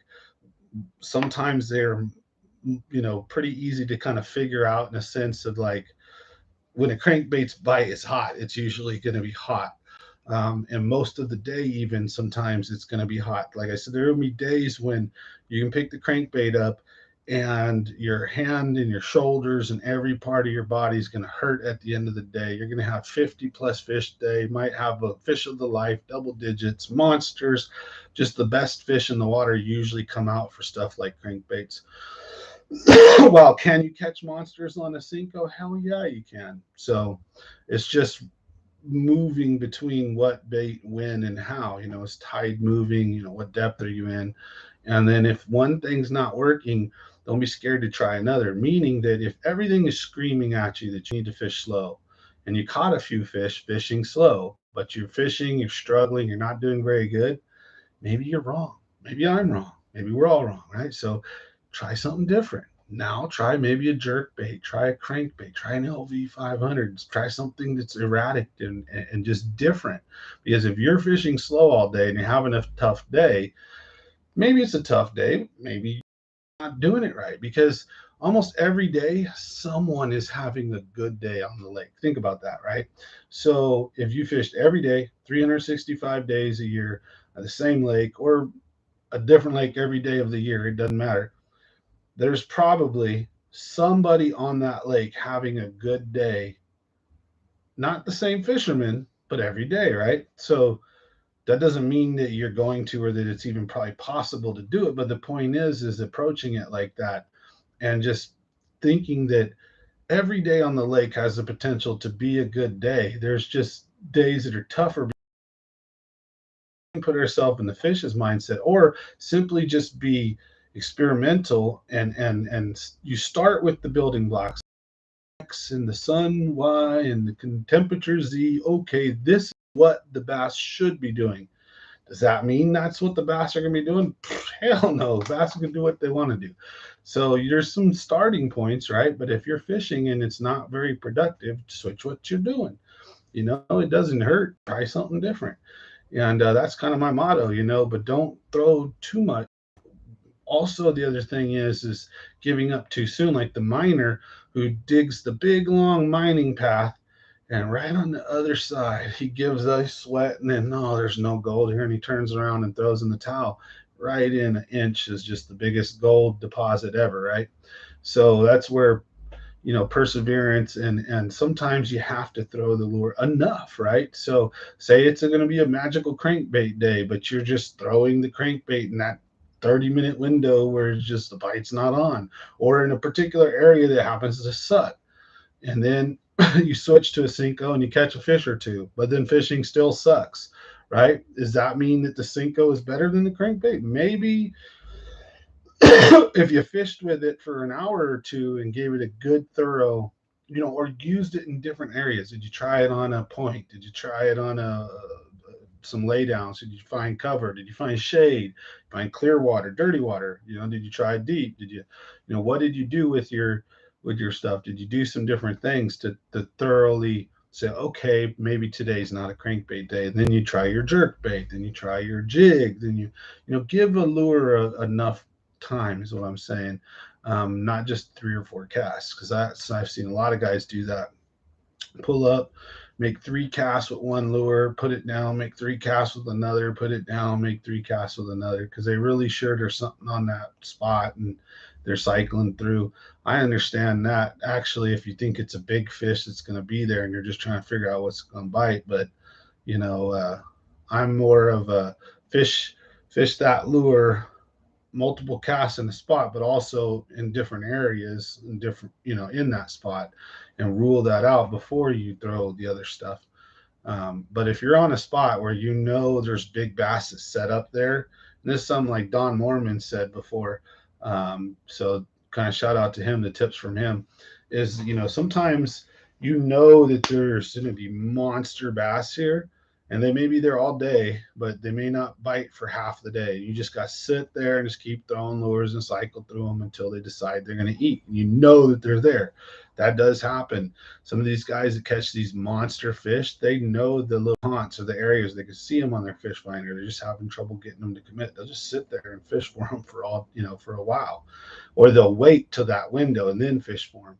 Or they won't even fish until that window because they're so dialed in. They know, the big ones are biting right now, in this 3-hour window. So I'm going to go out to these 2 points and fish this one an hour and a half, that one an hour and a half. And I'm going to throw these 2 lures and 2 or 3 lures. And they go, and sure enough, fucking almost every trip, big old monsters, these guys, and not every trip, but, he's got over 60 double digits. I've only got, 4. So, but my buddy Jeremy's got like 10. So, yeah, he's doing pretty good. Most of them on things like crankbaits and spinner baits. That's what most of these double digits are coming on. We're not throwing big swim baits and giant hoods and S-wavers. We're cracking all our monsters on basic, medium-sized reactionary lures like square bills, deep diving crankbaits, and spinner baits. And we're just catching some monsters on them. They're not all, not catching a ton of them, but shoot, 13 and a half pounder my buddy caught out of McClure on a deep diving crank. So not nuts. Anyways, smash that like and subscribe. Tonight so I've had COVID this whole last damn week or two, like 5 days, and it's been shitty. So finally testing negative and over it. You can still hear it, like, the effects of it, still coughing a little bit, but I'm good now. And it's just annoying as hell. It messed with like 2 or 3 days of work, easy, and then just sucked being stuck and just like lazy, trying, sitting at home. It wasn't bad. I didn't kick my butt or nothing, but it's not fun. Rather be out working and stuff. And then I missed so much of last week, pretty much. So I want to say thank you guys for sticking with me, for being here. So we got a cool giveaway we're going to do tonight. So let me pull up the wheel of names. Big shout out and a thank you to all the subscribers, to everybody who watches the channel. Thank you guys very much. Now we'll be back on tomorrow, having the live stream, Monday, Wednesday, Friday, like always. So I'm back to feeling a lot better. Now, you never know. I may miss 1 or 2 here and there, but I try not to. And if I miss them, I'll make up. So let's read some comments, and we're going to start entering names. So right as now, if you want to get entered into tonight's giveaway, please comment the word giveaway now in the comments box. And we're going to start loading you guys in. And then we're going to hit the wheel and do our giveaway before we close out tonight. And I'll let you guys know what you won. So let's read a couple comments and then get to putting the names in.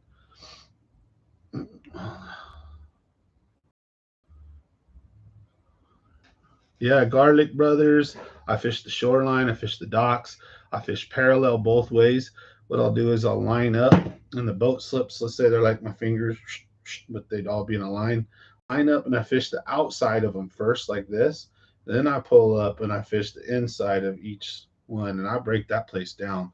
Some of those, or most of those boat slips may have a chain or a guard across the very bottom. So avoid using drop shots and anything with an open hook that's like a bottom bouncer. Stick to crankbaits, spinner baits, little unspins or swim baits. And or if you're going to use a bottom bouncer Texas rig, and be careful when you feel those to just pop it over nice and carefully. Don't dig into it and get it hooked. But they're pretty easy to get out if you do get them hooked.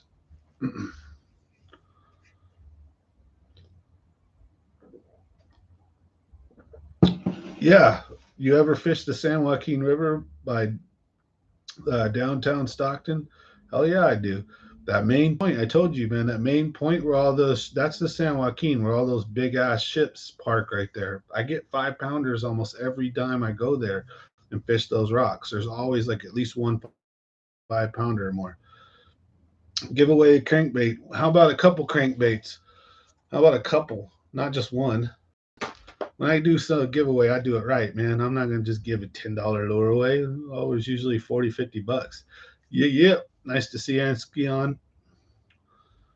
So let's answer some questions. You guys make sure you comment giveaway in the comment section to get yourself entered. Smash that like button too, please, for me. So I see 18. If you guys get all the comments in, hit the like button. Just leave the comment giveaway, and we're going to have that giveaway here in a second. So I'm going to read comments while we're entering names. So the way I do a giveaway, I got my cell phone on me. Yep, we're going to record it. I use this thing called the Wheel of Names, and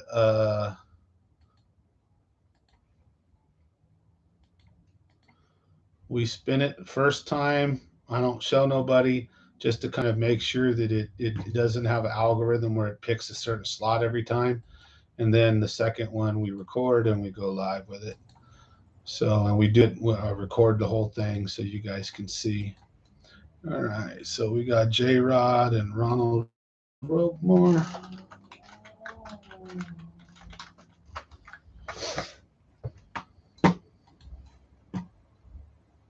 RC and Mike Dozer and Ray.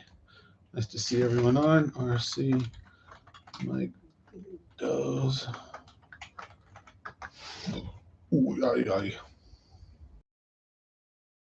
Tim Donnelly, Gerbs, and Daniel Fost.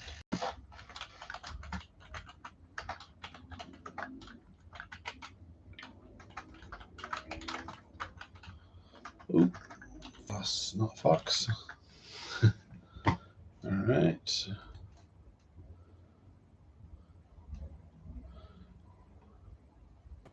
Outdoors with Ansky.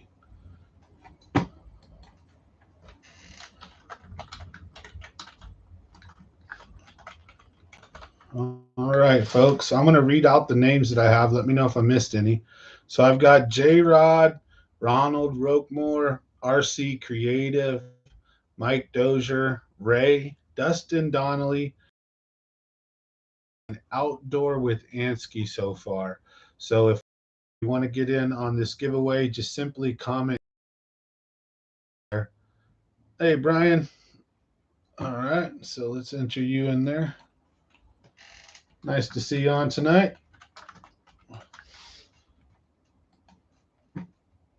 Charles Chop. Where are you at, Donnelly? So I can try to help give you the best advice. What, you in California? Or Dustin? So Dustin, are you in California?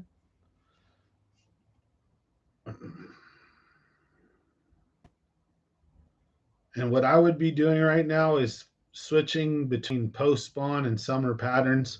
So post spawn being a weightless Cinco, a drop shot, far casts, up shallow in 5-6 feet of water, or even closer, all the way out to maybe 10, 15, fishing really slow.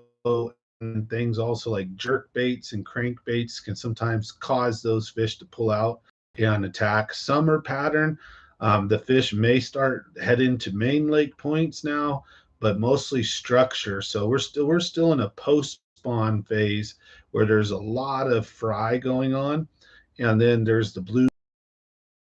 Most of the big bass, unless you have trout in your lake, they may have already headed out to go start eating trout and stuff.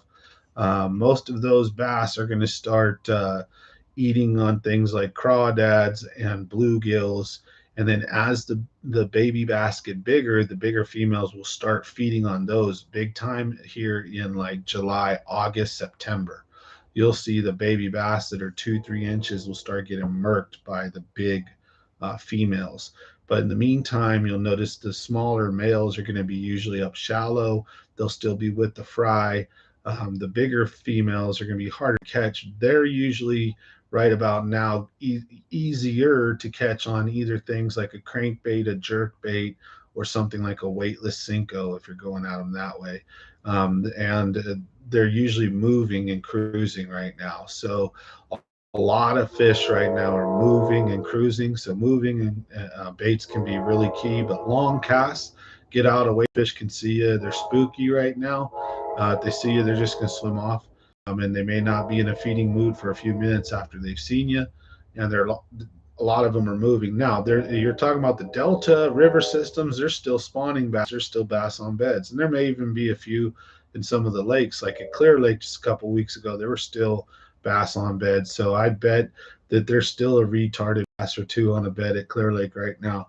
But they're probably much smaller bass. And then what happens during the spawn is almost like it's like the losers at school, right?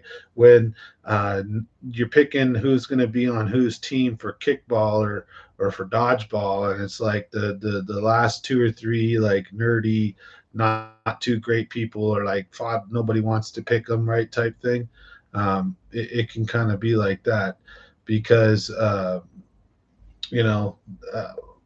The post spawn, these fish can just be super finicky.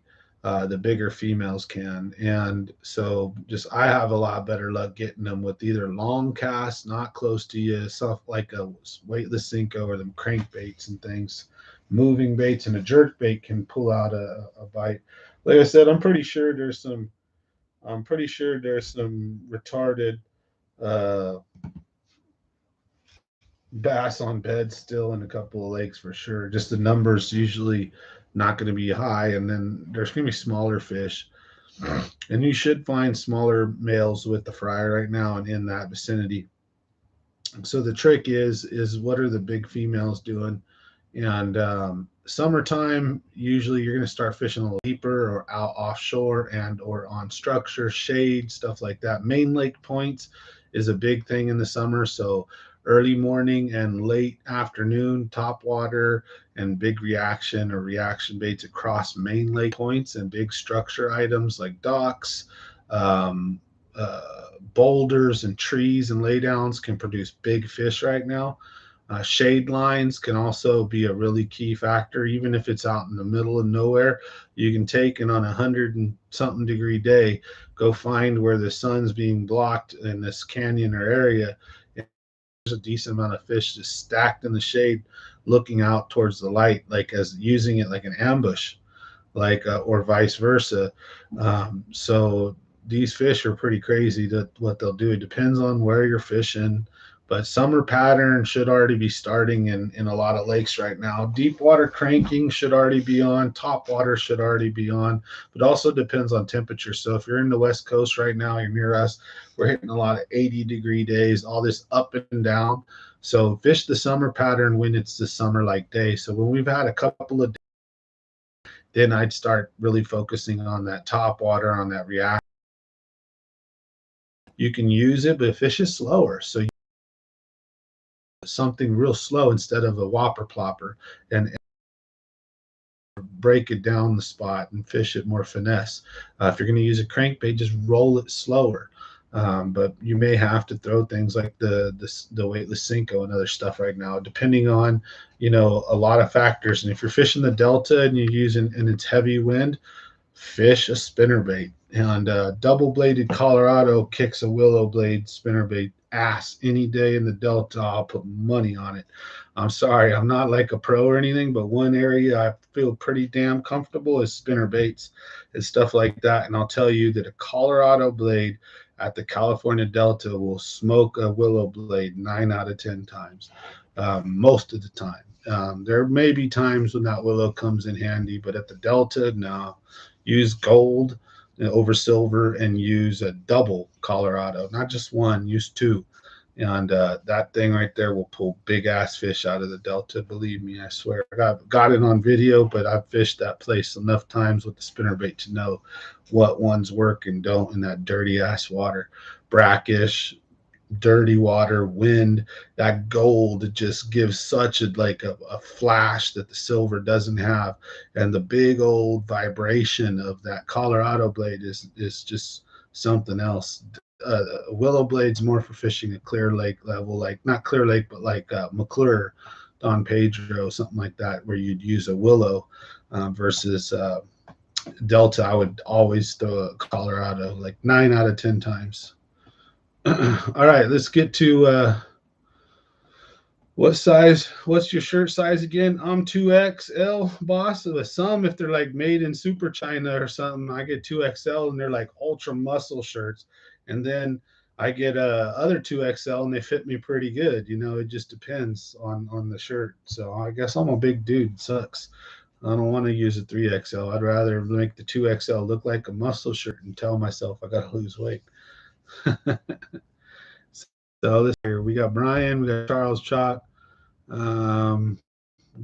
Gerbs. I got you, Gerbs. Roy Sizemore, I don't got you, so let's put you in.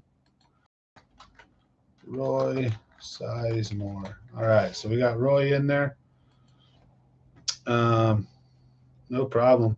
How long into summer do you keep throwing craw colors, red, oranges, etc., on chatterbait and jig? Hey, Silvera.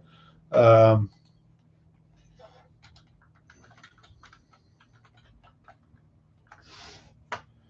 Good question. So it just really depends on the body of water. I like throwing reds and oranges at the Delta a lot more. I like throwing it in dirtier water. At like McClure or Don Pedro, New Maloney's, I'm more of a browns, greens, purples, and stuff like that. For my darker colors or for my craw imitation, I like Baby D Bomb and the D Bombs are crazy awesome little lures that you can, they're great jig trailers and they can be thrown Texas rig. They're just awesome little bugs. And I like the New Money. They're kind of like a bluish purple and green. On It's bluish purple on one side, I think, and green on another with like a real nice sheen to it and flakes and all that. So those two-toned baits are pretty good. PB and J is a great color. So I use a lot of different color stuff. But it depends where I'm fishing. So if I'm fishing in ponds, if I'm fishing places like Salt Springs Valley Reservoir, I'm fishing like when I used to fish Kelsey. If I'm fishing like the Delta or Clear Lake, I'll use a lot more of those oranges and reds. Well, at the more bigger lakes and clear water lakes, sorry, not bigger, but sorry, clear, where you have more visibility, I'm using a more natural color usually. But if I'm seeing the crawdads come out of the fish's mouth with the red claws, and I'm in a lake like that, then I'll switch colors and try it out and see if it matters. Sometimes it does. It really, if you can, catch the crawdads or see like what they look like in your body of water that you're fishing, that's real important to know what type of crawdads you have. Are they brown? Are they green? Are they red? Do you have the real giant bluish black ones? Or do you have those dark red and black ones that almost always look like little like bumblebees, but like pitch black and red? And they can get really huge too. Or do you have those like brownish ones and the green ones? The medium size, small, what stage are they in right now? I tried to match the hatch as best as I can, but you can't always find that out. But a little cursory, before you launch your boat, if you're not there at the butt crack of dawn, or even when you do, pay attention down in the water when you're fishing and look. And if you see a crawdad, what does it look like? And then throw that color. That's really how I approach fishing. I don't get into colors. I get locked into shades more. What's up, Silvera? Nice to see you on tonight. How's it going? Man, that guy's one hell of a good fisherman right there. Silvera's 5, great dude too. So I think I got everybody's comments.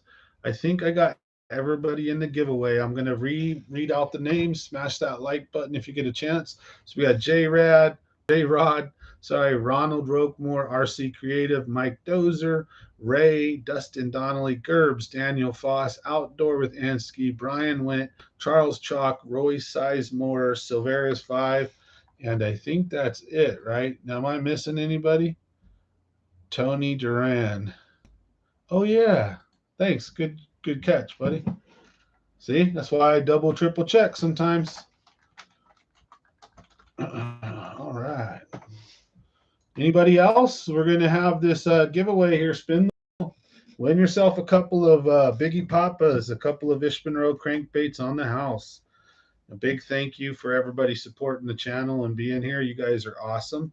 And I appreciate you guys hanging out. And always, too, if you have a in the comment section, you know, that a specific topic. If you have a question, feel free to leave the comment there. If you see someone else comment asking something and you think that you have another way or also an alternative answer, feel free to write that comment. There's no right way to catch fish.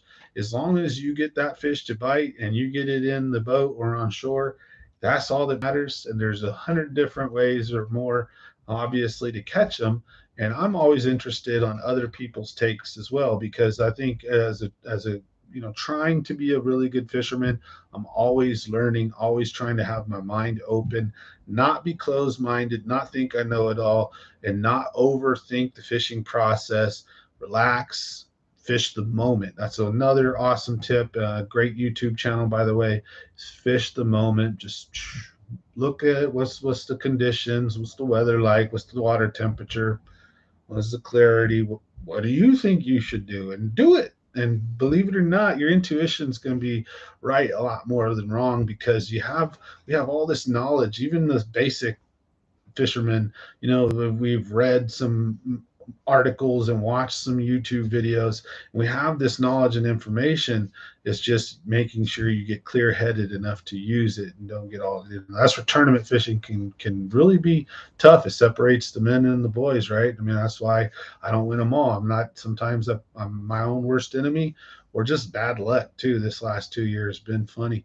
I had a great run, got some nice trophies up there. I'd like to do some more tournament fishing, but financially, gotta take as much money as I can during the summer, and then I'll be back at tournament. I might cherry pick one here and there, because I'm gonna do them too, right? So you guys are interested seeing, hey, what's he doing? But I also I fish all the bodies of water that people tournament fish anyways. So what size hook do you like to use on a drop shot? Oh, 1/0. I'm usually a bigger size hook. I'm usually using a pretty decent size drop shot hook. I like to catch bigger fish, so even the little dudes, even a little bass, have big mouths. So I just don't like these little trout. I don't like the little miniature hooks that barely catch into the lip, and just skin hook or just fly right out the fish's mouth.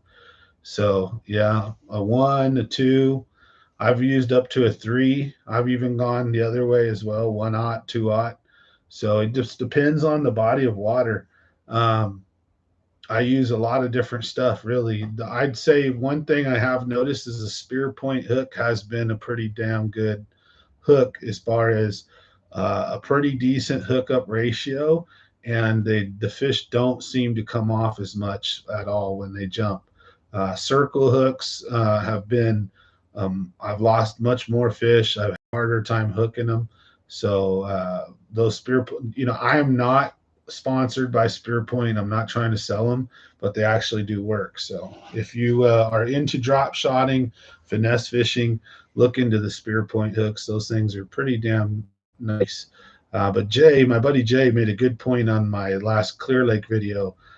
He likes actually sometimes to use a very thin wire, almost like a razor thin, super ultra sharp hook, because sometimes the bite is very subtle. Sometimes the bite is very quick, and he just have to give a big old monster hook set. Sometimes positioning ain't the greatest. You don't have the most leverage, or you don't have enough time, or the fish swallowed the damn bait, whatever it is. And you're doing a lifting hook set, or kind of like a, nothing too crazy. And for that requires an extremely sharp, thin hook. So one of the things about a spear point is that the hook's actually pretty thick, meaning it's not going to snap, it's not going to straighten out. So with a thin wire, you got to use your drag a lot more. There's balances, there's costs and benefits to everything that you do in fishing. So hook selection is super important depending on your style of fishing and how you're fishing and what rod and equipment and line you're fishing with. If you're using a thicker hook and a bigger hook, you're going to need a stronger line and you're going to need a little bit of a stronger rod with more backbone to drive that hook through, no matter how sharp it is. It's just a bigger hole you've got to create. So when this like a little razor and it just pop right through even the cartilage and bone, but you get a double digit on it and your drag ain't set, or it's in docks and wood and stuff, and you try to muscle it, very easy to just straighten that thin wire hook out. So you need to figure out what you're fishing in and use the right gear. If you're open water fishing and you're not in a lot of structure and stuff like that, then you may not need to use such a thick hook.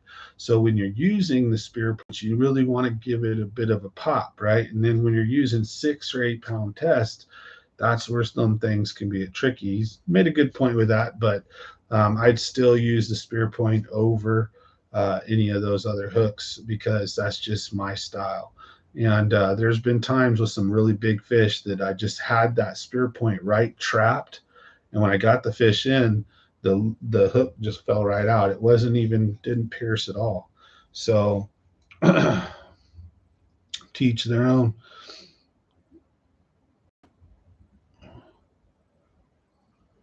I've had one spear point break. They're real thick hooks, so they don't bend very well.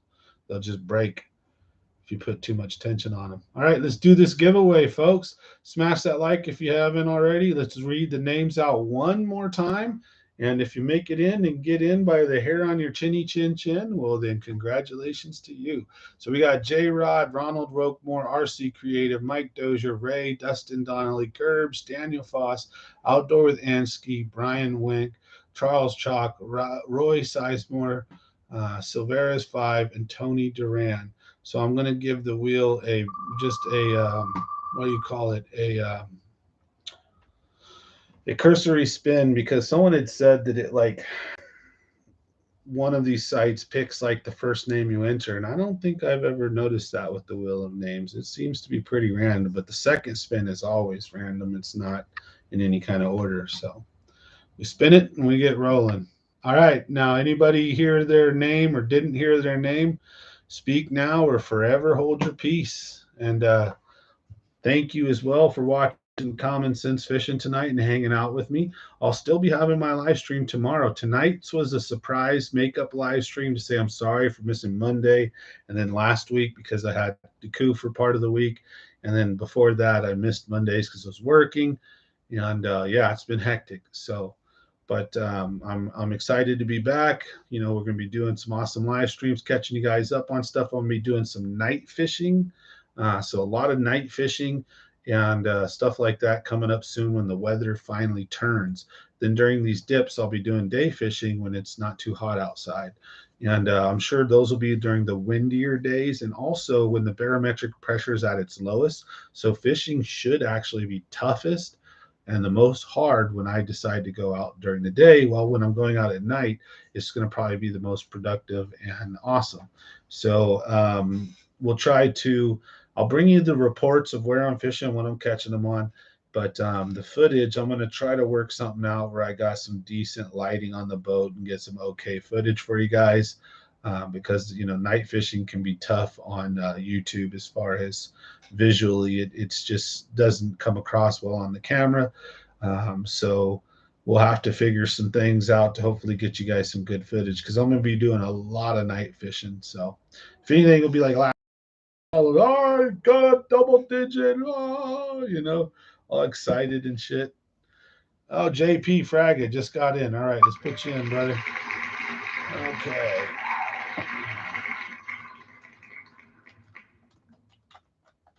All right. So now we got JP Fraga in, and we're gonna hit this thing. Oh, Cam Say, let's put you in.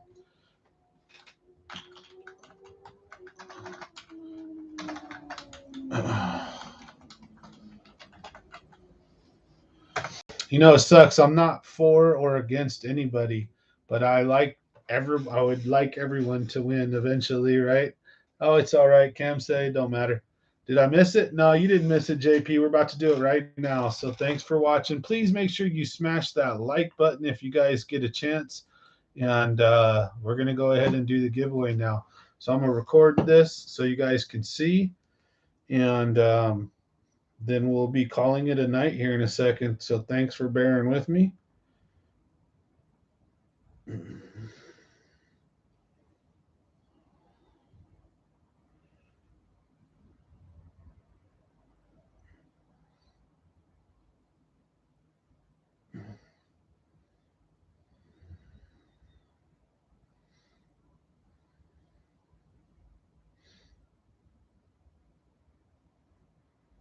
Oh, I should have known. I have it right in my text messages. Mike just sent me the message. I'm like, go there and see. But I see it brings it right to my forefront now. I'll know where to go. We're gonna get that right out to you. So Mike, we're gonna get you your lure sent out. So thanks. All right. Let's hit this spin the wheel of names. I'm gonna smash my beer. We're gonna give you guys 1 more minute for if anyone gets in here late and wants to jump in the giveaway. Make sure you comment now. Oh, better turn the flash off or forever hold your peace. And again, big thank you to everybody, the members. What the hell? Oh, flash. Duh. Okay. And cheers. Hope you have a beautiful, wonderful Tuesday night. Hope your Memorial weekend went well. Hope you guys had a great time with your family and friends. And if you didn't, I hope it gets better for you and that you experience awesome times ahead. Summertime is always fun time. And if it's not, I pray that it is for you. So I wish well for everyone and tight lines. And may you guys all break PBs and catch monsters this year. I support you. I'm here for you. I hope you guys get them. So cheers. Thank you guys for being part of the Common Sense Fishing family. Let's get this show on the road, right?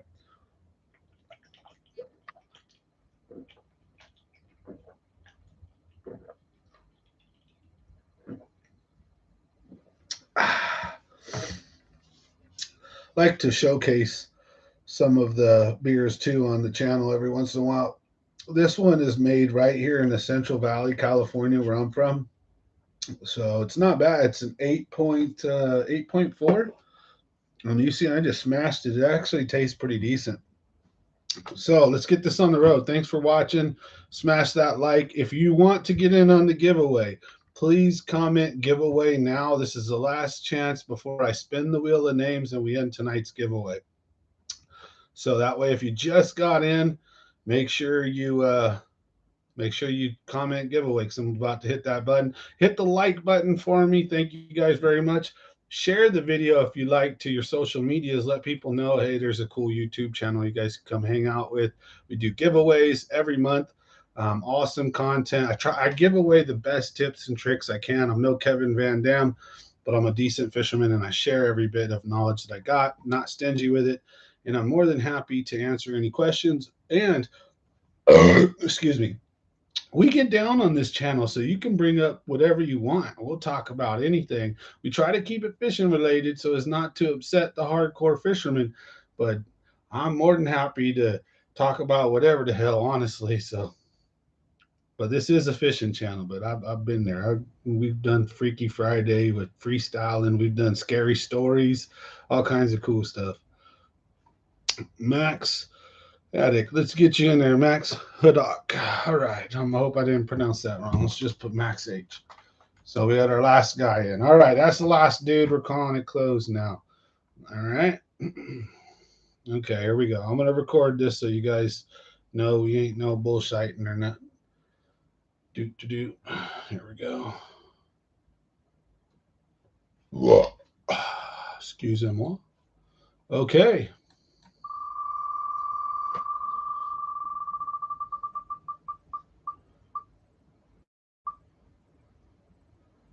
Well, congratulations there, buddy. I think that's your first time winning. I'm not sure. right. So let's close this and let's show you guys. Yeah, hit me up, man. I got that, and I'm just gonna shoot you the 100, and then just get me the rest whenever you get a chance, man.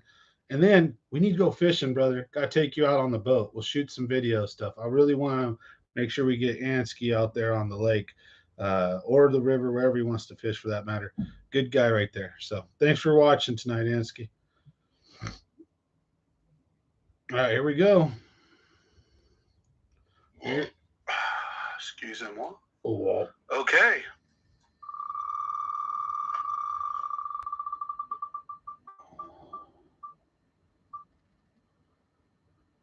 Well, congratulations there, buddy. I think that's your first time winning. Borge has won. Borge, where are you? Borge, please raise your hand. I appreciate you too, brother. Great guy. Make sure if you need any soft tackle, hit up Ansky's tackle box right there. You can get a hold of him on Facebook. Cool ass dude. Common Sense Fishing Tournament. Hell yeah. 1790 at the Delta in 2 weeks. I'll be at that one.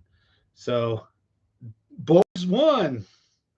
Common Sense Fishing Tournament. Oh yeah, guys, by the way, before we go tonight, I'm going to be hosting a kind of hangout where what we're going to do is going to be a meet and greet kind of type thing. We'll all get to meet each other, the community that can make it. We'll all meet up.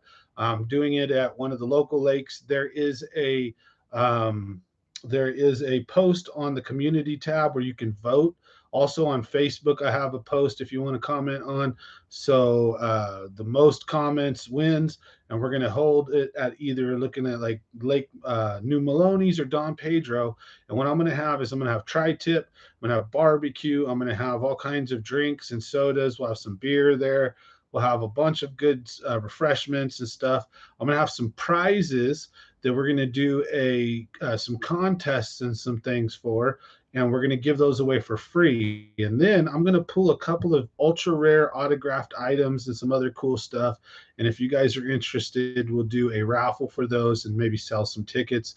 But if not, I'm not really worried about that. But if it can help maybe even halfway break even, because I'm sure I'm going to spend a bunch on this event. But anyways, you just have to pay to get into the lake. Bring your boat, bring your family, bring your fins. We'll have, like I said, a meet and greet. We're going to do things like casting contests. We're going to do some fun competitions. We'll do a couple of like tips and tricks on different things. And then I'm going to actually take some people out on the water. We'll spend 30 minutes to an hour. We'll do a couple of trips. If guys want to smash out with us, we'll go out, we'll have some fun, but we're going to be doing a barbecue, kind of like a big old whole day adventure out there. It doesn't cost you guys any money. You don't have to buy anything.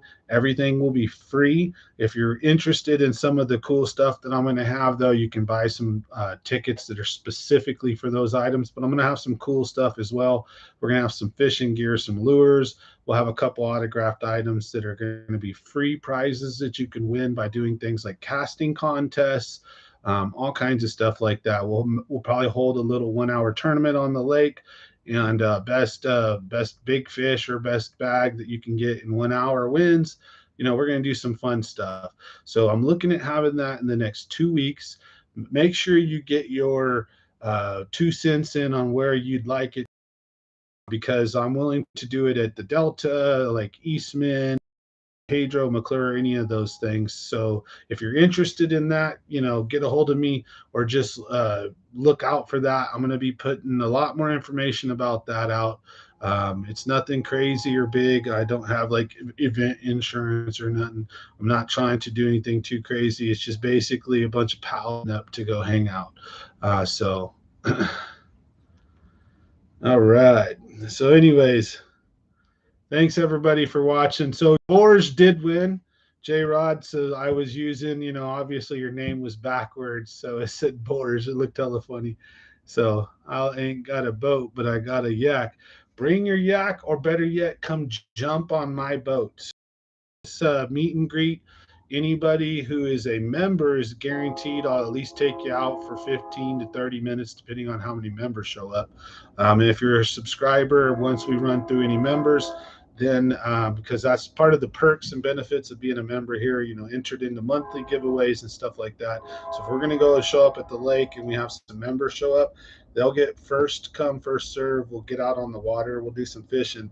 If there's any time after that, maybe we'll do pick a number out of the hat thing if anyone wants to come on the boat with me. And if we run out of time, hit me up on Facebook or some other way. I'm not a guide. I really charge to go out and go fishing. So if you're interested in fishing and having fun with me, I'm totally easygoing and willing to take people on my boat or go in yours. So it's that simple. I'm a pretty open, easygoing person. I'm not afraid of the weirdos. I can defend myself. I'm not trying to brag. I'm really not scared of people. Um, and I got nothing to worry about, and I don't do anything wrong. So I go out, I have a fun time. So I don't mind fishing with almost anybody, at least one time. You'll know if you fish more after that. Hell, you'll know if you want to fish with me more after that. My big ass mouth usually, right? So, so I'll jump in an extra yak. You better believe it.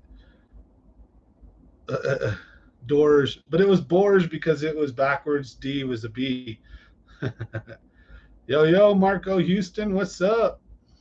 You know it.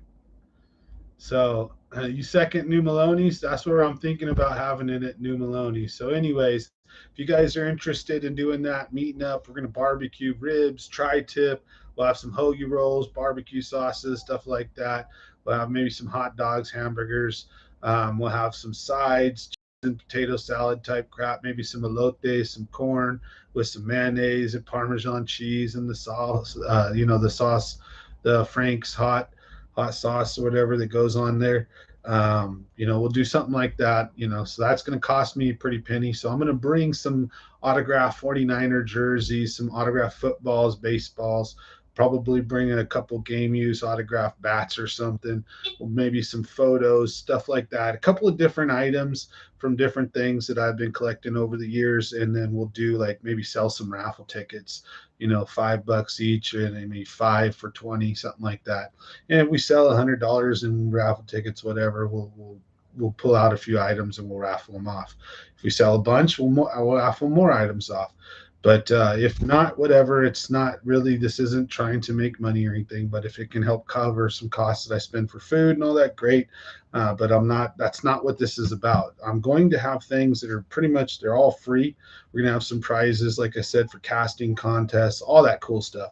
So if you're interested in a hangout like that, potential to win some cool stuff, meet some other cool fishermen, and trade some war stories and fish tales, well, then this will be a perfect event for you. We're going to record it. We're going to put it on the channel, and we're going to have a great time. So thanks for watching tonight. I hope everyone has a blessed week, and we'll see you tomorrow, 7 to 9 on the live stream, as well as Friday. So smash that like and subscribe. We'll catch you guys on the next one. Oh, yeah, J-Rod, message me on Facebook. Name's Samuel Matthews. All you got to do is send me a message. And if I'm your friend already, whatever, send me a friend request if you want. Peace. Let's get it fishing. Thanks for jumping on tonight. Yep. See you, buddy. You guys have a good one. Just like I said, just reach out. Send me a message on Facebook, and we'll get you your lures, your Biggie Papas.